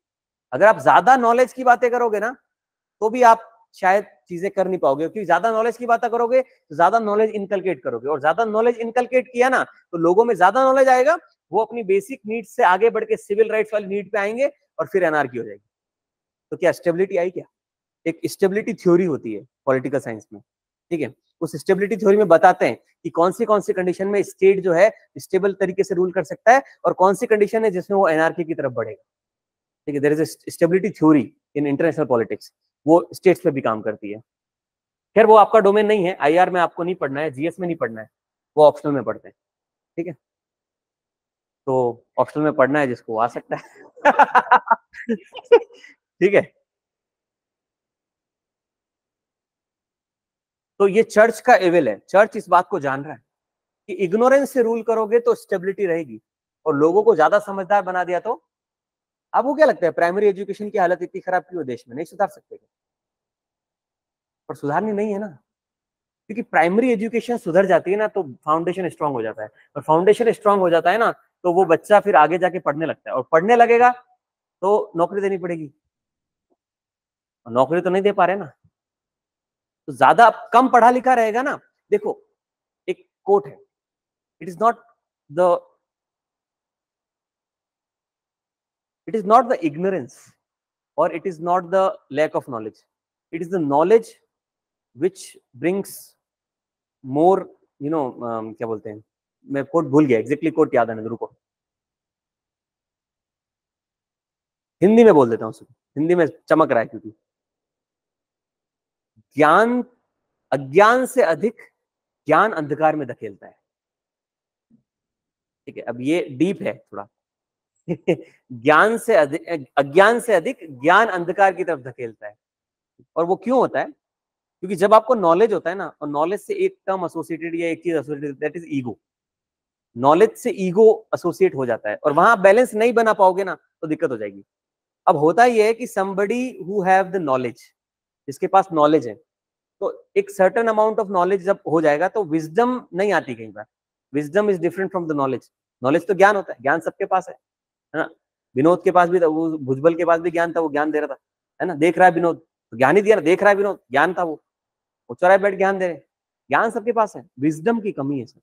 Wisdom is बुद्धिमानी, means to use that knowledge. आपको एप्लीकेशन पार्ट आना चाहिए नॉलेज का, बाकी तो नॉलेज क्या है, कोई मतलब नहीं। तो जब पर्सन पढ़ लेगा, 12th पास कर लिया और बीए कर लिया, बीए करने के बाद अगर उसको जॉब नहीं मिलेगी ना, और आप उसको कहोगे यार कि पत्थर डाल ले, वो नहीं डालेगा, नहीं डालेगा। Because rather than survival he is more into the ego, कि उसके पास इतना नॉलेज है, तो गया ना अंधकार में। अब वो पर्सन जो है वो रादर देन की अवेलेबल एम्प्लॉयमेंट में चला जाए, या जो काम है वो कर ले, वो उसको नहीं करेगा, क्योंकि उसके अंदर अब ईगो है। तो वो वही काम करेगा जो वो चाह रहा है, अंडर एम्प्लॉयमेंट की तरफ वो नहीं जा रहा है। तो एग्जैक्टली एक तरीके से देश की एम्प्लॉयमेंट, अनएम्प्लॉयमेंट को क्या कर दिया, बढ़ा दिया सर। इसीलिए गवर्नमेंट कहती है कि इनको ज्यादा नॉलेज मत दो, वो मत पढ़ाओ। 12वीं, क्योंकि 12वीं पास होने के बाद या बीए करने के बाद या बीटेक करने के बाद उसको उस लेवल की नौकरी चाहिए, वो लेवल की नौकरी जनरेट नहीं कर पा रहे, और जब जनरेट नहीं कर पा रहे तो इसको वहीं रहने दो। कहाँ बिगाड़ना, कहाँ है उसको, प्राइमरी पे बिगाड़ो। प्राइमरी पे अगर वो बैक उसका स्ट्रांग नहीं है, तो फिर वो आगे स्ट्रांग नहीं कर पाएगा।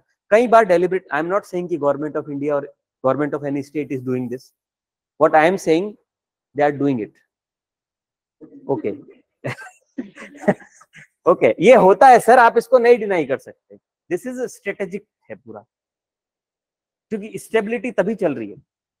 अगर आप सोचो कि इंडिया का प्राइमरी एजुकेशन जापान से कंपेयर करो, जापान के बराबर कर दो। जापान छोटा देश है सर, हाँ, हिसाब किताब से पॉपुलेशन है वहां की, मतलब वहां तो कम भी पड़ रही है। अब वो बुला रहे हैं लोगों को, ठीक है, लोग आ रहे हैं इंडिया से। जापान के ऑफिस में जब वो बैठ रहता है ना ऑफिसर, सिटीजनशिप वाला, कितने लोग आ रहे हैं इंडिया से, हाँ कितने, 5,000, हाँ सबको दे दो सिटीजनशिप, हाँ दे दो, सबको दे दो। क्यों? उनको यूथ चाहिए सर, उनको यूथ की जरूरत है, उनका पिरामिड बिगड़ रहा है। ऐसे हो रहा है स्ट्रिंग। हाँ, रशिया, हाँ रशिया का भी हो रहा है, पर जापान का ज्यादा हो रहा है। मैं कुछ और सुना था।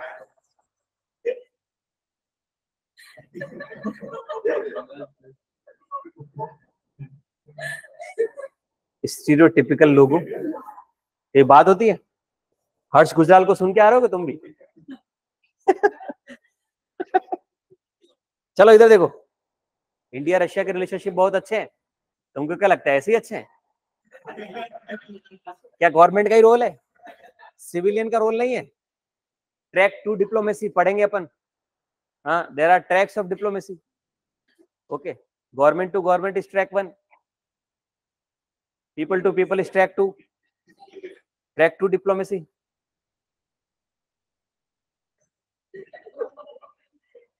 इधर देखो, चर्च का एविल देख लो, नालायको, खुद के अंदर के एविल को बाहर निकालो। अरे ऑनलाइन में कोई है कि नहीं? अरे तोशिबा जी नमस्कार। नमस्ते सर। अच्छा अच्छा, नाइस। हाँ, तो चर्च का एविल देखो सर, चर्च में क्या प्रॉब्लम्स हो रही थी। उन्होंने बोला कि चर्च में क्या हो गया सर, करप्शन एंटर कर गया। और करप्शन किस तरीके से एंटर किया? Money for the church post, समझ रहे हो? पादरी बना देंगे, पैसा दे दो, तुम्हारे अंदर पाप है पुण्य है, पाप पुण्य का कोई लाल किताब अमृत कुछ नहीं, समझ रहे हो? आप बस पैसा दे दो, पैसा दोगे तो चर्च का पोस्ट मिल जाएगा, ठीक है, बैप्टाइज कर देंगे तुमको। Money for every ritual. Money for every ritual, कुछ भी करने के लिए क्या, पैसा दे दो, शादी करा देंगे, शादी करा देंगे, इधर उधर भी शादी करा देंगे, कोई रूल रेगुलेशन नहीं, ठीक है, कोई भी रिचुअल करने के लिए पैसा दे दो, सब हो जाएगा। मनी फॉर रिमूविंग सिंस, ओहो, तुम्हारे पापों को पैसा दे दो, हम क्या कर देंगे, धो देंगे, पाप धो रहे हैं, ये देखो पैसा ले रहे हैं, पीछे से ले रहे हैं। Pope, nuns, bishops etcetera became corrupt and live like princes, ठीक है, धर्म का गोरख धंधा शुरू हो गया, राजाओं की तरह खुद रहने लग गए। Church owned and amazed huge property, ठीक है, धर्म के नाम पे प्रॉपर्टी का धंधा चालू कर दिया, खूब सारी प्रॉपर्टी अपने अंदर हड़प ली सर, राजा को लपेटे में ले लेके। To correct the state of affairs, wandering monks were introduced by some church leaders, उन्होंने बोला भैया समस्या है, तो उन्होंने बोला वेंडरिंग मॉन्क्स जो है घूम रहे, चर्च लीडर ने बोला उनको इंट्रोड्यूस करो। These monks did not have home and traveled among the masses, setting an example of self-sacrifice and chastity. वो अच्छा काम कर रहे थे सर, अच्छी बातें कर रहे थे, but soon they also became corrupt. सबको लेंगे ना लपेटे में। For example, they authenticated any marriage and would remove all sins from money. ये बढ़िया है यार, है ना भाई, जीसस क्राइस्ट कह के गए कि भाई सेक्रीफाइस करो, लोगों को प्यार करो, लोगों को प्यार करने का मतलब ये नहीं किस किस को प्यार करो, उन्होंने बोला लोगों को प्यार करो, ठीक है, अब वो बोलते भाई लोगों को प्यार करो बोला था, एक से करो थोड़ी बोला, ओशो ने भी कहा है प्रेम है तो अनेक से होगा, एक से तो हो ही नहीं सकता, समझ गए, ठीक है, तुम प्रेम की बहुत पैरोकियल डेफिनेशन देखते हो, बहुत नैरो, ऐसा नहीं है सर, ठीक है, प्रेम तो क्या है, प्रेम है से ही तो संसार चल रहा है सर, प्रेम से संसार चल रहा है, ठीक है, प्रेम खत्म हो जाएगा तो संसार भी क्या हो जाएगा, खत्म हो जाएगा सर। ये रूल रेगुलेशन तो समाज ने बनाया है, ठीक है, हाँ, प्रकृति से प्रेम, माता से प्रेम, पिता से प्रेम, सबसे प्रेम ही तो है, प्रेम से चल रहा है ना सर। तुम्हें गर्लफ्रेंड बॉयफ्रेंड से आगे बढ़ नहीं रहे हो तो तुम्हारी गलती है, ठीक है, तो उनको भी करप्ट कर दिया सर, चर्च करप्ट हो रहे हैं, ये देखो चेहरा देखो इनका, हाँ हो गए, हाँ बताना ग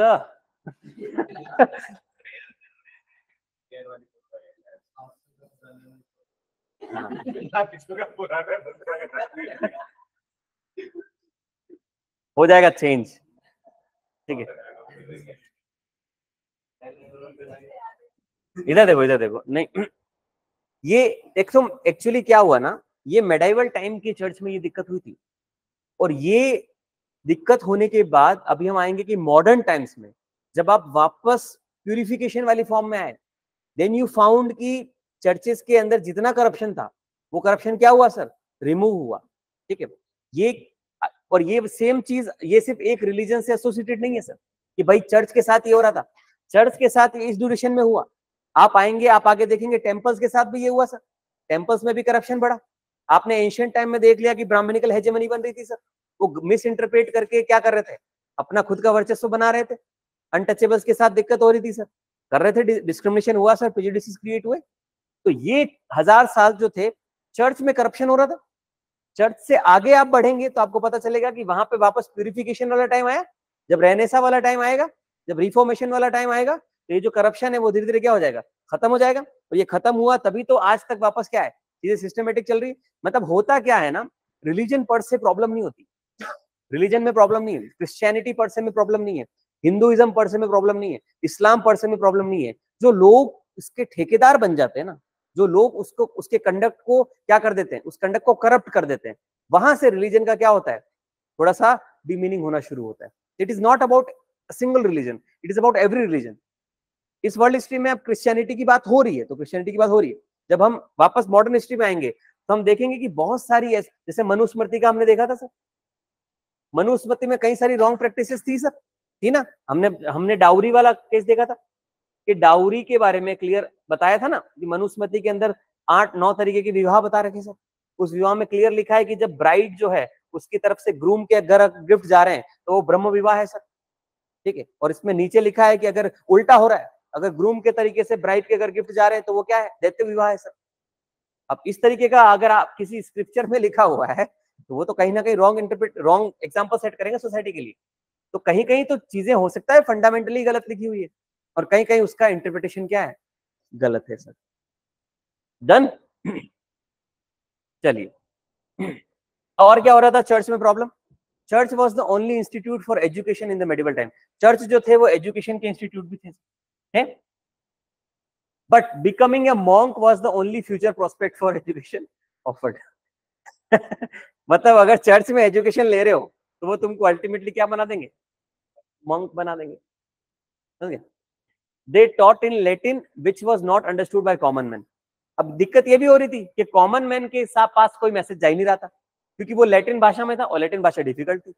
इसका मतलब जो लेसन्स है वो जा नहीं रहते। Same compare this with Sanskrit. ब्राह्मण जो थे संस्कृत पढ़ा रहे थे और संस्कृत खुद पढ़ते थे, दूसरों को पढ़ाते नहीं थे, पढ़ना अलाउड भी नहीं था। ठीक है, तो ये वाली चीज यहाँ भी आ रही थी कि लैंग्वेज बैरियर था सर। फिर आ रहा है church made once in a year confession of sins to the father compulsory and the breach of this rule mandatory punishment. उन्होंने बोल दिया कि एक साल में एक बार आके कन्फेशन देना ही है, नहीं कन्फेशन दोगे तो पनिशमेंट मिलेगी। मतलब कुछ किया नहीं किया, बट वहां जाके क्या देना है, कन्फेशन देना है। तो ये भी गड़बड़ हो गया। मतलब ये अल्टीमेटली क्या हो गया, आपने एक डेटरेंस भी लगा दिया, भैया आना पड़ेगा, मतलब चर्च से जुड़े रहना है। फिर आता है लॉजिक रीजन साइंस वर डिस्करेज्ड। ये भी एक प्रॉब्लम हो गई। और ये क्यों किया, वही ऊपर वाली बात याद करो कि अगर लॉजिक रीजन और साइंस डेवलप होंगे तो फिर आप अथॉरिटी को चैलेंज करोगे, तो सिखाना ही नहीं है, तो साइंस को डिस्करेज कर रहे हैं। There was no education available in the discipline of science and history. Science and history नहीं पढ़ानी है। This is why the development in science and technology that happened later was referred as to scientific revolution. तो बाद में जो हुआ उसको scientific revolution कहा गया सर, समझ गए? There was a wide belief in witches. Witch समझ गए? विच क्या होती है? चुड़ैल, विश्वास, चुड़ैलों में। सुपरस्टिशन मतलब अंधविश्वास, and magic, black magic, sorcery. Sorcery समझते हैं? सॉर्सरी मतलब ब्लैक मैजिक, वुडू डॉल्स, वुडू डॉल्स, समझ गए ना? Church became violent. चर्च को गुस्सा भी आने लगा। It ordered burning of people who oppose its ideas about God. जो इसके आइडिया को अपोज कर रहा है उसको जला दो सर। पब्लिक बर्निंग कर रहे हैं उसकी। And even the physical phenomena, समझ रहे हो? मतलब इनके अगेंस्ट जो भी जा रहा है, जो इनकी प्रैक्टिसेस को नहीं मान रहे, उनको क्या कर रहे हैं, जला दे रहे हैं, उनको पनिशमेंट दे रहे हैं। उसके अलावा आप देखोगे कि चर्च में कई बार ये होता था, ये जो पिक्चर दिख रहा है आपको, ठीक है, इस पिक्चर में आपको समझ आ रहा है कि ये जो बच्चा है इसके साथ एक्सप्लॉइटेशन हो रहा है सर। तो चर्चेज में आप देखेंगे उस टाइम पीरियड में आपको ये भी देखने को मिला है कि एक्सप्लॉइटेशन के केसेस भी आने लगे सर। ठीक है, चाइल्ड अब्यूज आपको देखने को मिलने लगा। That was also problematic. This was done on charge of heresy. अब ये क्या होता है heresy? It's a kind of blasphemy. ठीक है, ब्लास्फेमी समझते हो ना, ईश निंदा जिसको बोलते हैं, हिंदी में क्या बोलते हैं, ईश निंदा। ब्लास्फेमस मतलब ईश्वर की निंदा नहीं कर सकते आप। ये तो बैठा Galileo. Many scientific thinkers became victim of church punishment. अब एक कॉपरनिकस एक साइंटिस्ट था सर। कॉपरनिकस ने बोला कि भैया हेलियोसेंट्रिक मामला गलत है। क्या चल रहा है, जियोसेंट्रिक चल रहा है। नहीं नहीं, जियोसेंट्रिक तो चल ही रहा है। हेलियोसेंट्रिक, जियोसेंट्रिक, हेलियोसेंट्रिक क्या होता है, सन है ना। हाँ, तो जियोसेंट्रिक बोल रहे थे। चर्च बोल रहा था कि अर्थ जो है वो क्या है सर, एक जगह पर है, सन आता और जाता है। कॉपरनिकस ने बोला नहीं नहीं, आप गलत बोल रहे हैं, आप गलत बोल रहे हैं, हेलियोसेंट्रिक है, मतलब अर्थ जो है वो घूमती है सन के अराउंड, सन एक जगह पर है। तो उन्होंने बोला इसको पकड़ो, इसको कोपचे में लो। इसको अलग से लेके क्या कर दिया, जेल में बंद कर दिया। ये कॉपरनिकस ये है, इसको जेल में बंद कर दिया। इसको सोचने, इसका सोचना बंद करवा दिया, सोचना बंद करवाया। ठीक है, हाँ, इसको सोचने मत दो, डोंट अलाउ टू थिंक। ये गैलीलियो ने फिर बाद में क्या बनाया, टेलीस्कोप बनाया। गैलीलियो टेलीस्कोप बनाया तो थोड़ी बहुत चीजें प्रूव हुई। फिर भी चर्च ने गैलीलियो को भी अपोज किया। गैलीलियो ने बोला मेरे को भी डाल देंगे अंदर, तो गैलीलियो बोला नहीं, ठीक है, जहां राणा जी कहेंगे वहीं उदयपुर। ठीक है, हाँ, आप जो कह रहे हो वही सही हुकुम, मैं तो ऐसे ही खेलने के लिए बनाया। Theory, this is just a hypothesis. What is a hypothesis? Hypothesis means initial observations. Initial observations का एक आउटकम है ये तो सर। बाकी आप जहां कहोगे वहीं चेंज कर देते हैं, इसको उल्टा कर देते हैं। इसको जेल हेल का काम नहीं है, समझ गए? उसको कोर्ट में क्या कर रहे हैं सर, पनिशमेंट दे रहे हैं, समझ गए? तो ये देखोगे when they propose scientific theories which invalidate the principle like earth is flat or the whole universe revolve around the earth, which the church propagated to glorify God. Many of them were burnt after being classified as witches as proposed by the evil spirit. evil spirit मतलब आत्मा घुस गई इसके अंदर तो नहीं, ऐसा बोलते छत्तीसगढ़ में कुछ होता है ना ऐसा. आई am not aware about it, I heard about this term. ये होता है.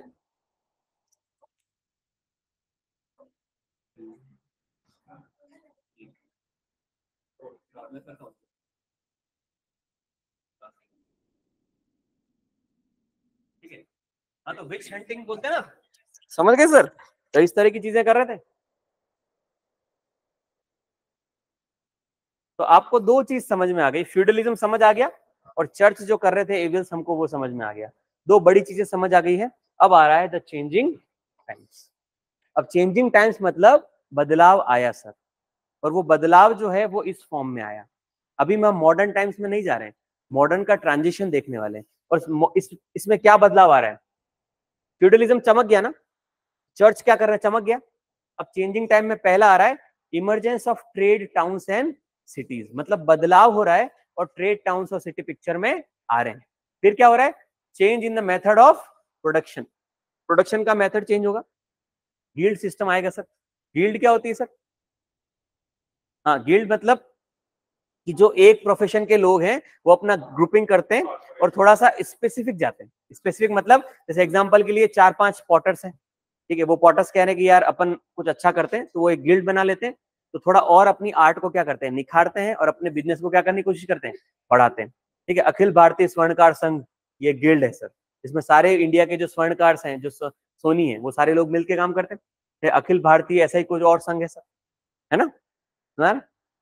तो गिल्ड सिस्टम आने लगा. ये बदलाव है, बाद में वो सिस्टम से आगे बढ़ेंगे. Rise in influence of merchant class. Merchant class का क्या मतलब है, मर्चेंट मतलब जो एग्जैक्टली ट्रेड कर रहे हैं. अब ट्रेड धीरे धीरे बढ़ेगा, कैसे बढ़ेगा देखेंगे. Transition to capitalist economy. अभी कैपिटलिस्ट इकोनॉमी में शिफ्ट होने वाले हैं. इतने दिन क्या हो रहे थे, सेल्फ सफिशिएंसी में चल रहे थे. King merchant nexus and the peasant revolt. King और मर्चेंट्स के बीच में नेक्सस बनेगा, क्योंकि अब धीरे धीरे जो बीच के ये जो क्लास है, कौन से एरिस्टोक्रेट्स वाले, वो धीरे धीरे कम हो जाएंगे. मर्चेंट्स बढ़ेंगे क्योंकि ट्रेड बढ़ेगा और इनके बीच में नेक्सस बनेगा और पीजेंट रिवोल्ट होगा सर. समझ आ रहा है. इनको अपन करेंगे कल, ठीक है. द चेंजिंग टाइम्स में ये पांचों को एक्सप्लेन करेंगे अपन, पांचों कैसे हो रहे हैं. ठीक है. क्रूसेड भी पढ़ेंगे. क्रूसेड जानते हो क्या है क्रूसेड. अरे वो नहीं है,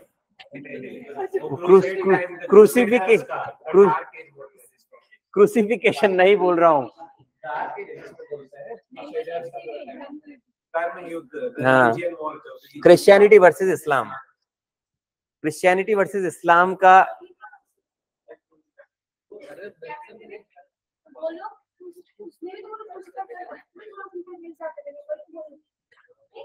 अरे हम वहां चले गए थे, जीसस क्राइस्ट.